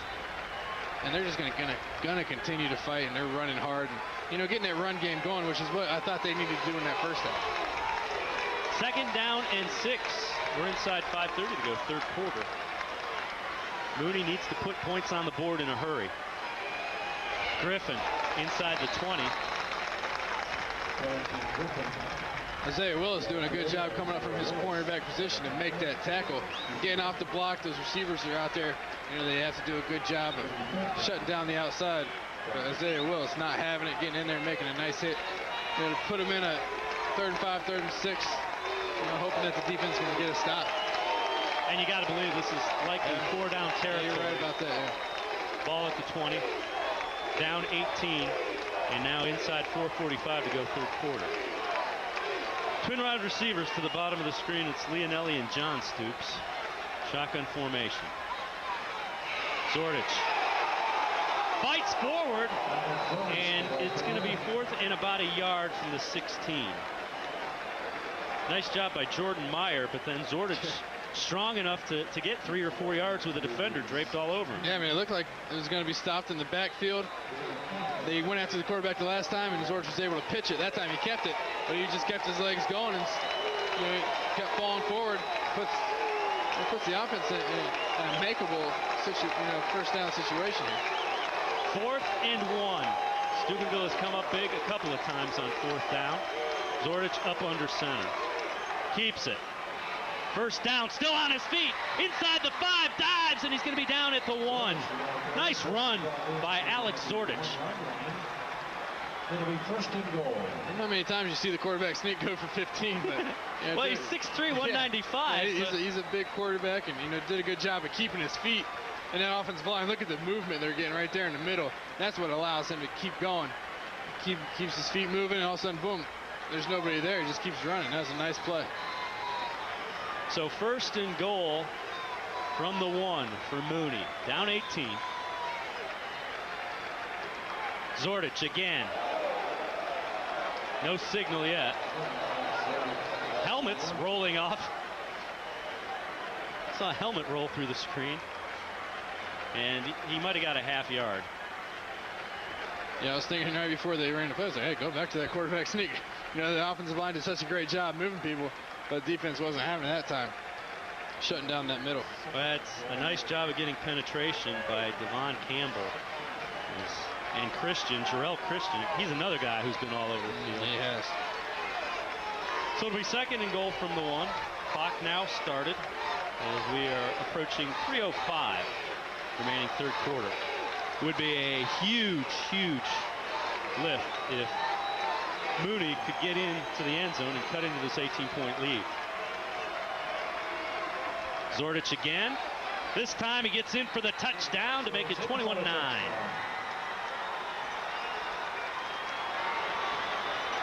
Well, they figure it's going to have, they got 1 yard to go. They got 4 downs to do it. The offensive line's going to have to get that job done sooner or later.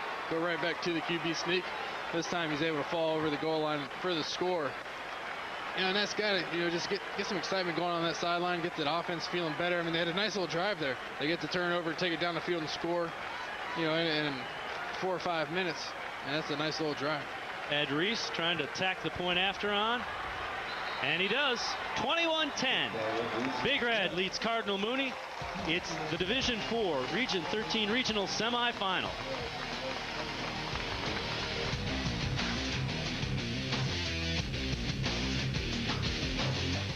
Hello, football fans. I'm Smitty at Smitty's Floors, and I just want to start by telling all the OVAC football teams good luck on all their quests for a state championship.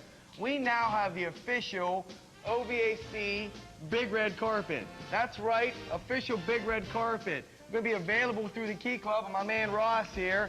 You can go to Ross's email address located on the screen. Ross, what do you got to say about that? I just hope that everybody supports Steubenville High School and our kids and all the charities. Thanks and good luck. Roll Red Roll from your friends who make the dough at Steubenville Bakery, 525 South Street, Steubenville.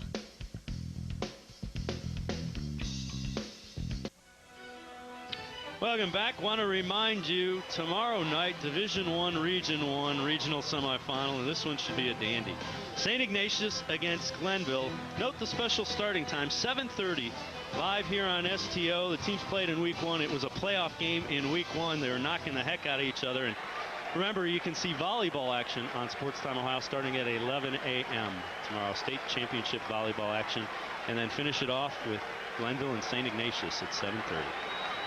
Well, Mooney, a good job. They get the points they need. It's now an 11-point game, 2:51 to go in the 3rd quarter. And A.J. Fox will tee it up and kick it away to Big Red.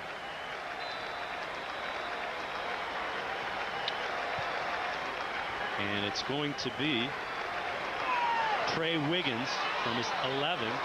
And he's brought down at the 24-yard line. Let's head down on the sidelines to the 3rd person in our broadcast team, Katie Whitman. Katie? Well, Dave, Justin, right before that Mooney touchdown, I don't know if you saw, but Jesse Burden, number 22 for Big Red, was walking out of the stadium towards the locker room. And, you know, during the first half, I saw him out here on the sideline, laid down. They were trying to stretch out his left leg. He was favoring his left leg as he was leaving. I thought he was headed to the locker room, but I've just heard now that they're actually taking him to the hospital for possible IV because he's so dehydrated and cramping up really bad down here, guys. All right, and that defense, he has been all over the place. That's a huge loss for Big Red. They give it to Demetrius Brandon. Nice pursuit by the Cardinals as Donald Valicio comes up and helps shut that down. Yeah, doing a good job on that outside, as the corners have to do.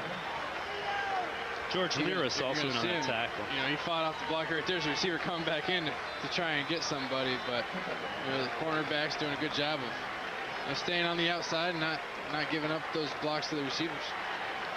2nd down and 9. And you just get the feeling Steubenville might be play actioning in the near future because Mooney's been doing a nice job coming up in run support. Shotgun formation. Flag on the play. Wide open again. Pirro has it. Slips a tackle. And will be brought down in Mooney territory at the 43-yard line. But a flag came in. That is going to be coming back.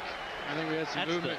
That's the same play that they completed for the big play before. And it is coming back, but if you're Coach Fecko, you got to be concerned because this has been open in the second half. You got to be concerned. I mean, that safety knew that it was coming and trying to get there, but just, you know, it's such a hard place to get to. He's all the way to the sideline. He's got a lot of room to run.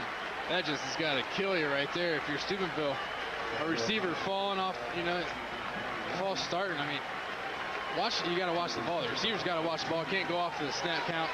There should never be a receiver that jumps off sides. Spoken like a quarterback who's going to give him an earful in the huddle. I would give him an earful. I want to right now, but 2nd down and 13 after the 5-yard penalty. 3 wide receivers set out of the shotgun for Macon. Rolling, setting up the screen. It's the tight end, Kutry. And he's brought down at the 29-yard line. A nice tackle by Justin Leonelli as Kutry is a big guy that got in some open field and a nice open field tackle. Yeah, and that's a nice play call. You know, you've been rolling to the right, throwing to the right. Yeah, let's throw a little screen to the backside. And again, there we see the cornerback's doing a great job of getting off blocks. Anthony Perro's out there trying to get those blocks for his tight end to get some more yards. They're not getting the job done. 3rd down and 5 for Big Red as we approach a minute remaining here in the 3rd quarter. Macon gets the last hand signals in for the play. And a whistle. Timeout, Mooney. Mooney calls a timeout with 53 seconds remaining in the 3rd quarter on a 3rd down and 5.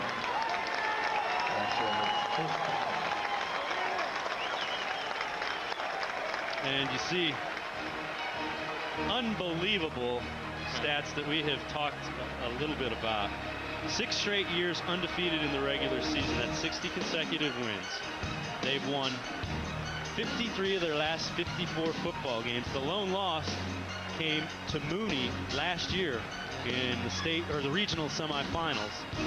And they're 76-3 since 2003. One of those losses in the Division II state championship game to the Division III state championship game to Benedictine. One of them to Mooney and one of them also in the playoffs. So needless to say, they know how to win football games down in Steubenville. That they do. And I mean, it's just, I mean, I've heard those numbers 4 or 5 times tonight. It's just I keep repeating them because they're mind-boggling. Mind every time. You know, 10 wins a year. I mean, that's just 10 wins a year for 26 years for Coach Soccer. And nothing more you need to say. Yeah, you're right. 3rd down and 5, all on the 29-yard line.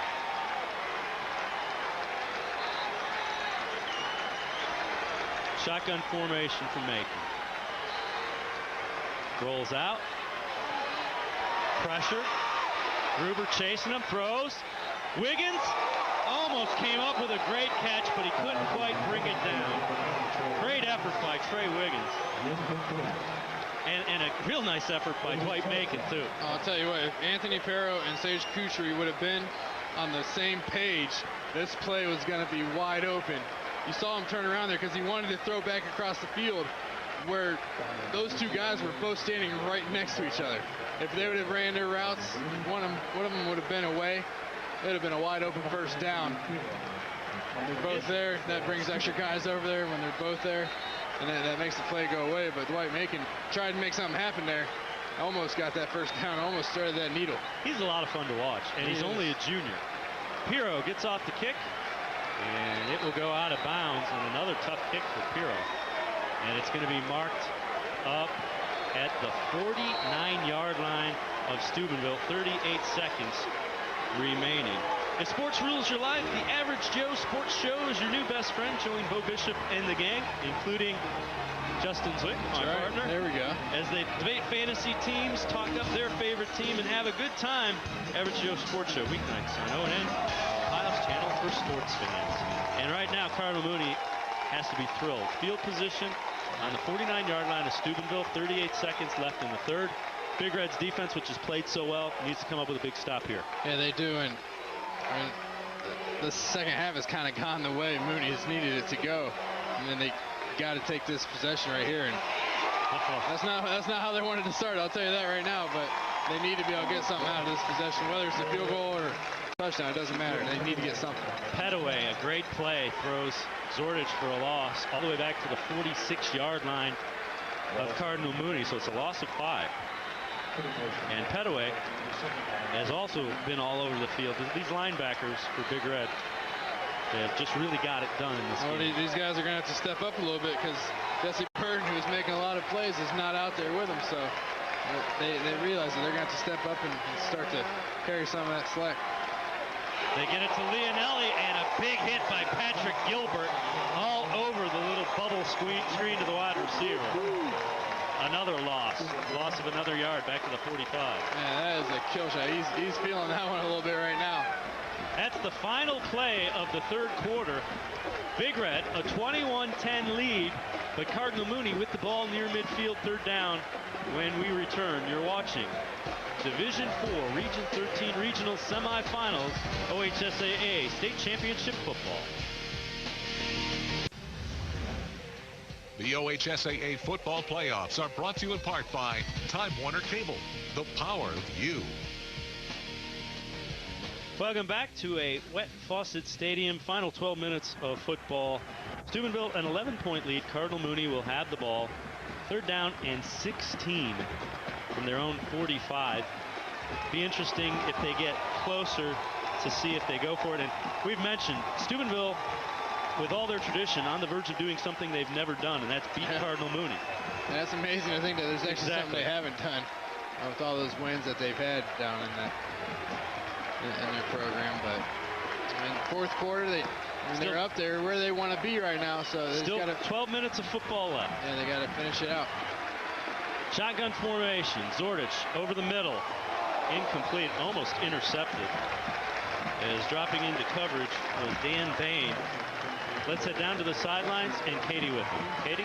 Well, guys, when you look at the Steubenville stands over here, it looks like the entire town is out, but they're not. Believe it or not, there's actually another Division 4 regional semi game going on back in Steubenville in their stadium, and it's actually with Martins Ferry and Union Local, two schools that are in Big Red's conference. So a lot of the people chose to stay home and watch that game, but definitely a great crowd out here for Big Red tonight, guys. It'll bring a punting situation as Vince Penza kicks it away. And dangerous play is grabbing it is Caleb Westlake, and he's hit immediately and hangs on to it. It'll be 1st and 10 from just inside the 20 for Big Red. And Caleb Westlake, man, that's a gutsy move right there with the way the rain's coming down, and you know, he had no blockers. There's coverage getting there to him. Well, we mentioned undefeated, and you see just how impressive the victories have been, including their win over Coshocton last week in the playoffs, 61-29. Cardinal O'Hara, a team from Pennsylvania and Philadelphia area, they won by 20 in the final game of the regular season. 1st and 10 from the 19-yard line for Big Red. Play action. Macon. Pressure. Simon gets him sacked down at the 10. And that was a coverage sack because he rolled out, bought some time, and a nice job of not letting him get past him by Simon. No, that's a great job by the defense, but you know, as a quarterback, you got to know, listen, I've bought myself as much time as I can. There's guys coming down on me. I got to get rid of this ball, throw it away. I can't take a sack and put us back 10 yards because the rollout, you get a little bit deeper. Got to be able to throw that one away. Maybe next year as a senior, he'll get rid of that one. He's just a junior. Two-year starters started some as a sophomore. 2nd down and 19, a loss of 9 on the sack. They give it to Brandon. He gets through the hole and picks up the loss, and then an extra as he gets out across the 20. Brings up a 3rd down and 9, so very effective play on 2nd down for Big Red. And really, they've had some big plays tonight. I mean, that's how they've gotten up in this ball game. So, I mean, at any given point, if this defense slips one play, and they could take it. They could take it to the house. I mean, they just have that ability. They have those players in the backfield. 3 wide receivers to the top of the screen. 3rd down and 9 for Steubenville. Macon rolls out. Pirro has it. 1st down. Nice throw. That's a great ball. I'll tell you what, rolling out that way, needing to put the ball in an exact spot on a big 3rd down play. I mean, that did a good job of gathering himself, pulling up, getting his feet set, and knew where he wanted to go, and made a strong delivery to the outside, and that's a great ball. Ball spotted at the 32-yard line, 1st and 10, as Steubenville overcomes the 9-yard sack and picks up the 1st down. Shotgun formation. 2 backs. The tight end motions. Macon keeps it, and he'll get across the 35, out near the 37-yard line. Pick up a 5 on 1st down. Yeah, if they're able to put themselves in that kind of 2nd down, 3rd down situation, that's going to be huge for the, as far as continuing drives and taking more time off the clock. But right there, that's just a nice little quarterback keep. A couple of lead blockers. We've seen it a lot tonight. And Dwight Macon has done a great job of running that, and with the exception of that one, the fumble he had, that was a nice run that he made on that play as well. So he's having himself a good night. Bronco Busick in at the tailback spot. He powers ahead for a pickup of a couple. It'll be 3rd down, and we'll call it 4. And Mooney's defense realizing, hey, we got to make a stop. We can't let them get another 1st down or continue to move this ball. This is a big 3rd down and 4 right here. The cool thing with Big Red that I had heard, and it's true, everybody who has played for Big Red since 1900 signs a brick in their field house. And so you've got 108 years of guys that it's their name, their number, and their position. Wow. Macon keeps it, and near the 1st down marker, and then is pushed back. But think about the symbolism of that. It's your program. You each sign a brick. The brick builds your field house. That's kind of cool. That is really cool. And it's been over 100 years, over a century. Yeah, I mean, that helps remind the kids of the tradition and the people that have come through and the people that have, made the program into what it is basically. And it's their job to continue that on. 4th and 1. And it looks like Big Red may go for it. Let's see if they try to draw him offside or if they, in fact, do go for it. 8:39 and counting to go. 4th quarter. Steubenville an 11-point lead. Power I. Busick is the deepest of the backs.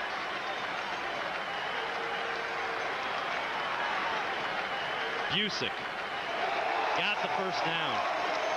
And an extra yard or 2 to boot. Oh, I tell you what great execution by the offense. He was down there barking signals, trying to get the defense to jump. You saw him almost go a couple times. The discipline of his offensive line and his backs to just sit there and wait for that snap count. That's tough to do. I mean, I know when I played at Ohio State, it was tough to go on 2 because those guys are so used to going on that quick, and they would jump off sides. And, that is great discipline right there.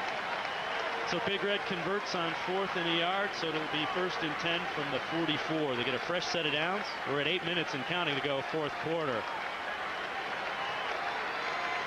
Play action. Macon keeps it. And this time Leonelli knocks him down, but they say he is not out of bounds. And there we see Jesse Burton back on the sidelines. It's good to see him coming back. Hopefully he's able to get some fluid in him. I mean, he was busy tonight, that's for sure, in that first half, so it's understandable, but it's good to see him back on the sideline. No gain on the play, 2nd down and 10. And Macon doing a good job of milking the play clock. 2-possession lead for Big Red, so right now clock becoming an ally of Steubenville. Little delay. Brandon pushed back after picks up 3 yards, brings up a 3rd and 7. Yeah, and the nice facilities here at Canton, you're able to have the 25-second clock, so it's nice to be able to stand there and you're seeing it count down, you're not guessing.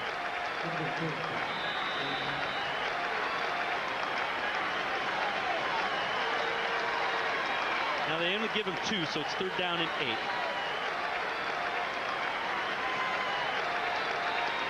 Macon going to be content to let the play clock get inside of 5.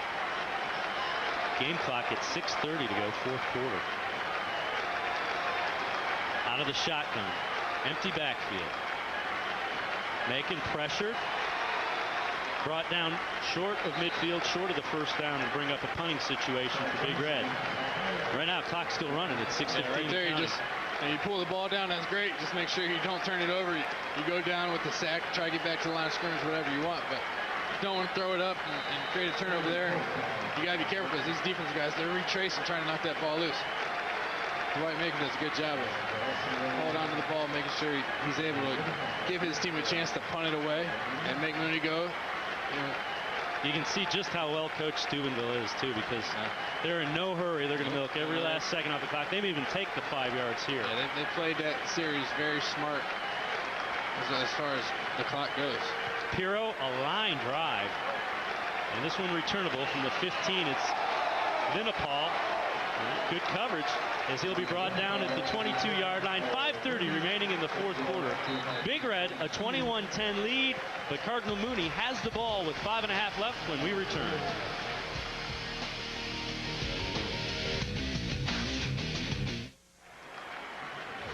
Welcome back to Fawcett Stadium. You see Steubenville defense getting a little bit of a pep talk. Haven't needed much of that as that unit has been outstanding. As Big Red leading 21-10, 5:30 remaining 4th quarter. Yeah, getting that defense pumped up to go out there and make one last stand. I mean, with this clock being at 5:30 right now, if they're able to go out and get a stop, get their offensive ball back, you got to figure this game might be wrapped up. It's a 2-score game. Either way, any way you look at it. Now, if you're Cardinal Mooney and you're looking for a positive, you've got speed, so you have big playability. It hasn't gotten untracked yet. You just got to break them. Pitch comes to Braylon Hurd. Reverses his field. He's got some room. And a flag's coming in. It's coming back. That was a good call. He got blocked in the back. That was no doubt about it. John Simon just not making the smart decision there and hitting him in the back and knocking him down. Didn't even need to. Yeah. It's an illegal block in the back, and it was pretty obvious. You see, reversing field, and when he does this, when he gets away from this, I mean, there's a lot of defenders right there in that area, so I mean, there's a chance, but right there's the block. You know, he had a couple guys out there. Really not a needed block, not a smart block. That's for sure. Putting your offense in a tough situation now. They know they need to make a big play, so he's trying to do something. But you gotta. Well, you gotta figure it. Even if you get staggered here, we're still only 10 yards back. Don't cause a penalty to put us back 10 more yards. 1st and 19, going up top for Leonelli. Nice adjustment, but it's picked off. Dwight Macon comes down with it. An interception for Steubenville as Dwight Macon in the defensive backfield comes up with another big play by the defense. Can you say player of the game right there? He just sealed it up for himself, I think. Playing a little defense now, playing a little safety, doing a good job. Reading the quarterback's eyes, seeing the defense, or seeing the offense, seeing where the receivers are. And that ball's up in the air, and I'll tell you, he just goes and out muscles him for it, gets his hands on that ball and rips it right out of the receiver's hands. Huge play with 5 minutes to go in this game. Steubenville 5:04 away from doing something they've never done, and that's beat Cardinal Mooney. And this is a program that's won 53 of their last 54, and is 76-3 since 2004. Yeah. You better believe they heard about how they haven't beat Mooney ever all week long. And, you know, after that first touchdown run by Dwight Macon, you saw him on the sideline saying, "This isn't last year. This isn't the same team as last year." You know, and they believe that, and they're showing it tonight. Bronco Busick, a short gain. Right now, the main concern for Mooney is the clock, as it approaches 4:35 remaining fourth quarter. Cardinal Mooney still 2 timeouts, but down 11.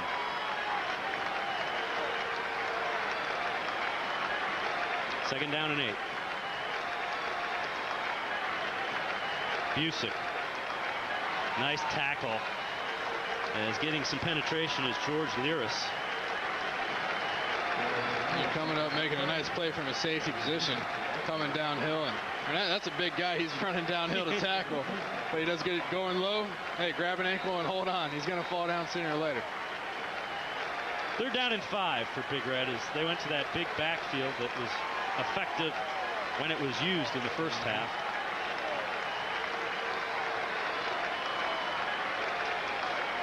And they stay with it as Jarrell Christian, the fullback spot, and Bronco Busick lines up as the tailback. Flag comes in.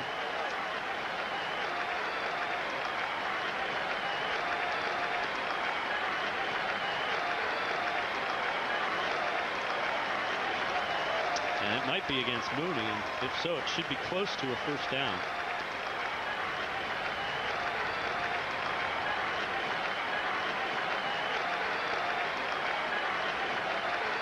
.340 remaining, fourth quarter. And it is lining up in the neutral zone.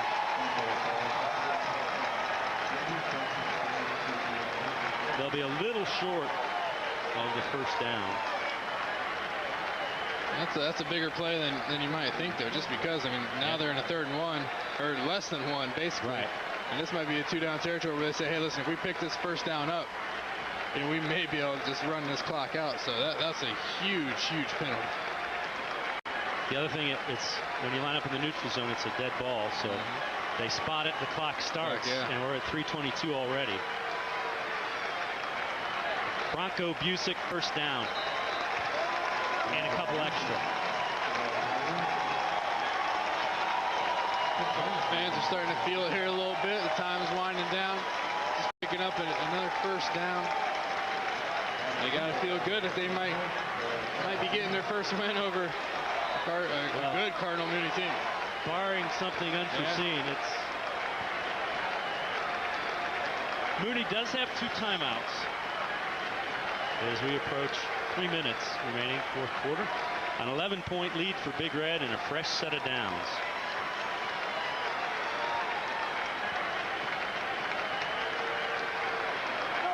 Demetrius Brandon pushed back, and Cardinals trying to strip the ball, but Brandon hangs on to it. And Cardinal Mooney will use a timeout.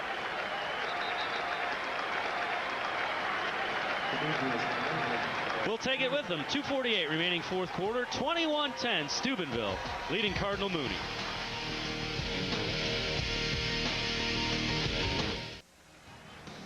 Welcome back to Fawcett Stadium. 2:48 remaining fourth quarter, and Steubenville trying to put the finishing touches on a win that would put them back in the Division IV Region 13 regional final.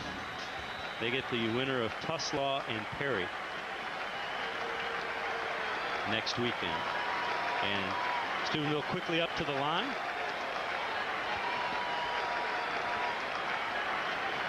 Demetrius Brandon trying to bounce outside and just keeps it going between the tackles and gets inside the 20. And now Mooney will use their final timeout, 2:42 remaining. We mentioned Mooney 9-2 on the year coming into this. Their loss to 2 playoff teams. Menor, who's still alive in Division I Region 1. They'll play Strongsville tomorrow night. And Ursuline, one of the best Division V teams in the state without question. Impressive wins over Waterson, Lake Catholic, Benedictine, Covington Catholic. But right now, Mooney on the short end of a 21-10 lead. The good news for Mooney faithful is a number of their skill position guys are just juniors. So this team, a lot of these guys you may be seeing this rematch again next year. They may have a little chip on their shoulder. Yeah. So. Well, you've got Delicio, wide receiver, Stoops, wide receiver, Zordich, the quarterback, Brandon Steen, one of their running backs, Vinapal, Hurd, and Carrington. They're 3 speed guys, all juniors. All back, As well, you got a couple of big guys on the line. 3 of their starting linemen are juniors. And that's going to be huge.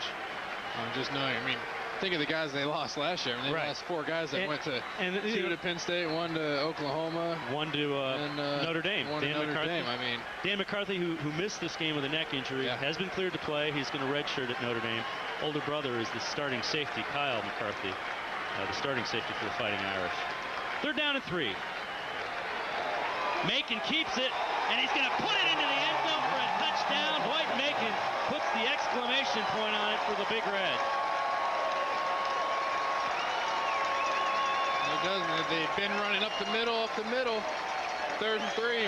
Take the middle, let him run on the outside. He's done such a great job of that tonight. The defense is pinching in, thinking they're going to give it to the big dog.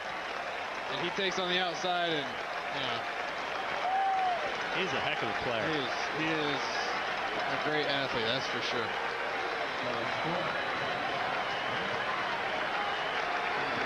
So on to try the point after is Brennan Stover. Would make it a 28-10 lead for Big Red. Snap is good, set is good. Stover's kick splits the uprights. 28-10. Steubenville leading Cardinal Mooney with 2:37 remaining.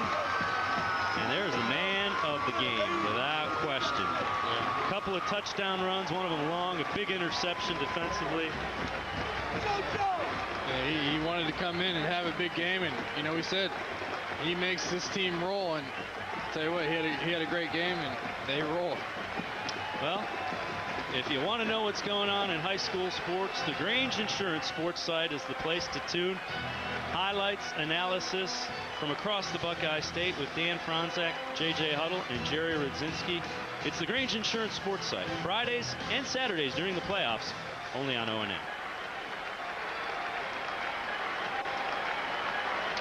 2:37 remaining in what will be a very, very happy city of Steubenville as Big Red will, for the first time in school history, beat Cardinal Mooney. And when you have 700 wins as a school, there aren't too many teams that you can beat for a first time. Yeah, right. Yeah, got to be excited about this win. And that's a good football team out there. They beat 28-10, so they got to be feeling good about the way they're playing right now. Going into the 3rd week of the playoffs, it gets tougher week in and week out. So they got to be pretty happy with where they're at right now. Steubenville was able to make the big plays in this game, and that's the difference. Up back, carrying it is Mark Brandenstein. He's still on his feet. He gets into Steubenville territory at the 47-yard line. A nice return by Mark Brandenstein. The kicker, Brennan Stover, giving him a little love right there, making the tackle on the big guy. Saving a touchdown.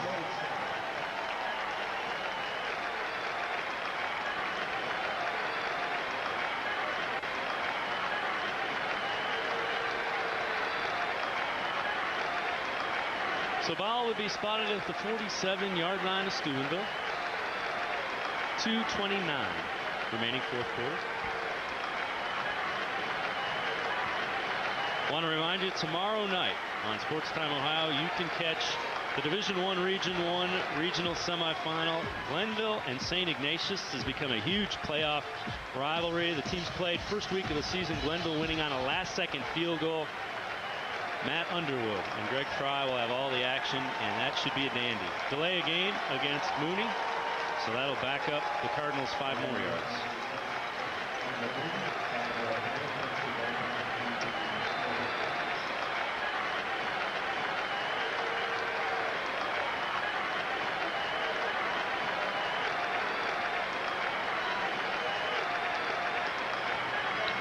So it'll be 1st and 15 from the Mooney 48 now. Zordich out of the shotgun. 3 wide receivers bottom of the screen. They set it up to Braylon Hurd.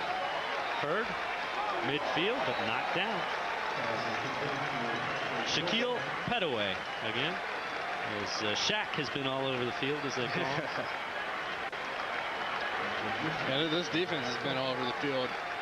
I mean, just making plays all night long, whether it's linebackers, defensive line, corner, safeties. I mean, they've really been flying to the ball, making some really nice tackles, big plays. High snap handled well by Zordich. Gets it to Leonelli. Justin Leonelli out near the first down marker. He's going to be about a half-yard short. Clock running as we approach 1:45. And there's our guy back out on the field. Jesse Burden back in, getting some playing time, some more playing time after being out there for a quarter.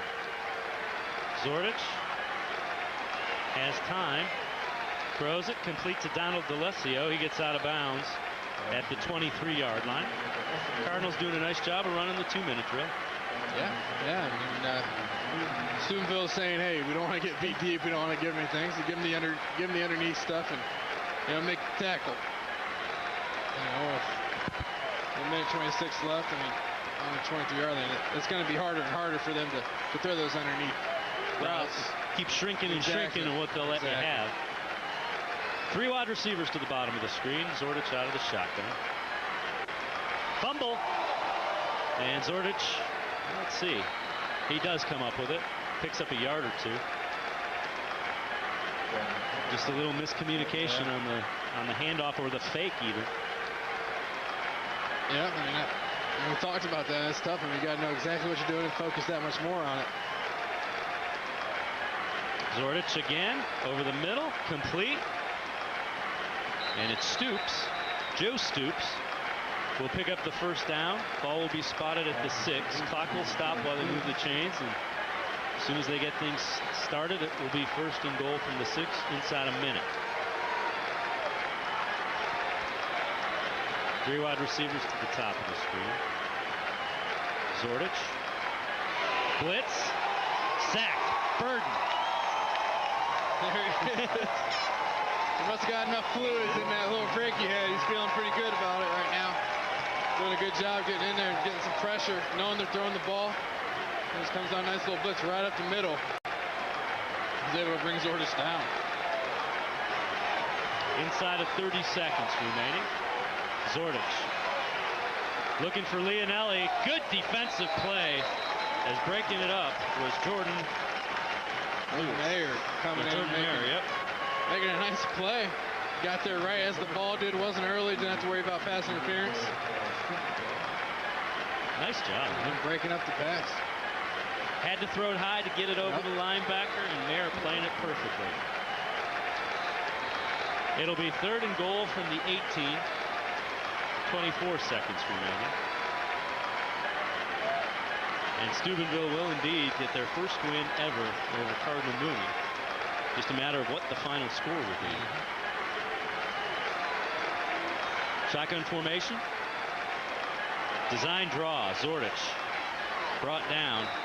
Nice job by Patrick Gilbert staying home, breaking down, and making the tackle. Yeah, it's actually Isaiah Willis. Throwing the ball so much out to the 3 wideouts, thinking maybe hey, we'll catch him off guard here with the quarterback draw. Well, this will be the final play of the game.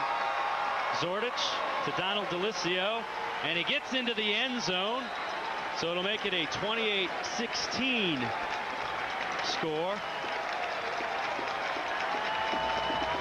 And that will force Mooney to kick the point after as the final play.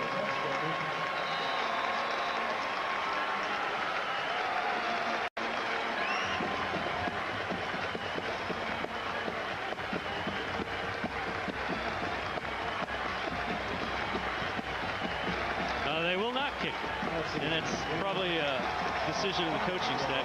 You can choose not to. So the final score: Steubenville 28, Cardinal Mooney 16. The Division 4 Region 13 semifinal.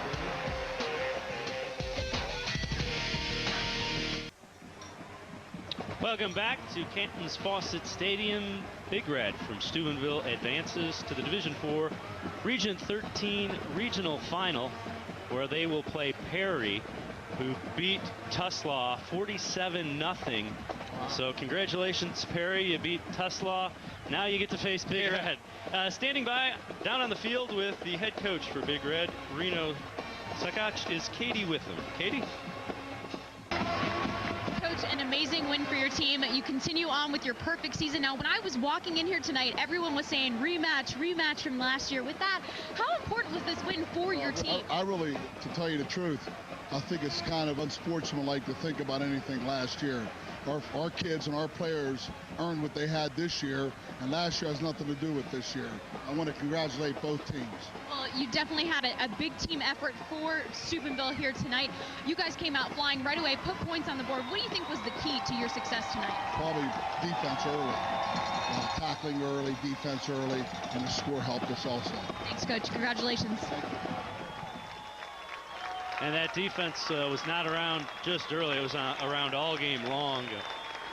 Terrell Christian along with Jesse Burden. Let's head down to the field again for Katie Witham. Katie? Thanks, guys. I'm here with a couple of Big Red players. First off, guys, Dwight, let me start with you. A couple of touchdown runs. I mean, you guys have to be feeling good right now. First time ever beating Mooney. Oh, it feels great, man. We lost to him 4 times before. We just wanted to come in here and execute and do what we had to do to get the win, and that's what happened. What do you feel you guys did best here tonight? I think we had a great week of practice, and we came in, we believed in what the coaches did, and we executed. And what do you guys take from this game heading into next week, which you guys are playing Perry next week? All the energy that we got from this game, we're going to keep it going, keep it on going, all the way to states. Thanks, guys. Back to you. All right, and boy, that tandem, Macon and Busick, wow. You know, Macon does it on the ground, does it in the air, had an interception. Busick, they put him at tailback. We saw a couple of plays at linebacker. As a quarterback, you had to have some flashbacks watching that. He's a great player. You can see why he's such a good recruit to play at the college level. But I mean, just an outstanding effort by Steubenville tonight. Both sides of the ball. I mean, big plays. Defense stepped up, kept Mooney from really getting going. And we mentioned this.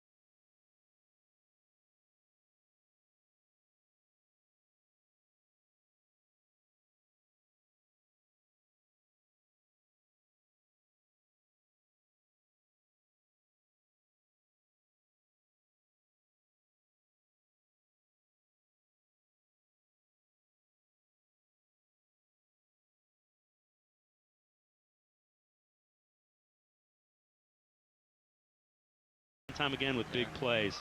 And in the second half, Mooney got back in it. So there's the hit. That's a 3rd and 1 play right there. Our boy came up and laid the wood, and then didn't really hurt him, though. They come back, get the fumble, you know, get something going, feel like they still have a chance in this ball game. Got to go down and score, and they're on their way. Braylon Hurd just a nice job heading down the sidelines, and a touchdown saving tackle by Jordan Meyer. And then Zordich fights and gets into the end zone. They have 21-10. But again, defense is too much. Here's our boy, Dwight Macon. Quarterback playing a little defense. Out there making a big play for his offense. He said, I want to get back on the field. Let me go play defense and get the ball. Perfect way to end it for Dwight Macon. Another touchdown run, made it 28-10. Final 28-16. Want to remind you, coming up tomorrow night on Sports Time Ohio, a Division I, Region I semifinal. It's St. Ignatius taking on Glenville, and that should be a dandy of a game. They met in week 1. Glenville winning on a last-second field goal. And also on Sports Time Ohio tomorrow starting at 11 a.m. for the first time ever statewide, the state championship volleyball tournament, Division II, with Padua Franciscan taking on Kettering Altars at 11.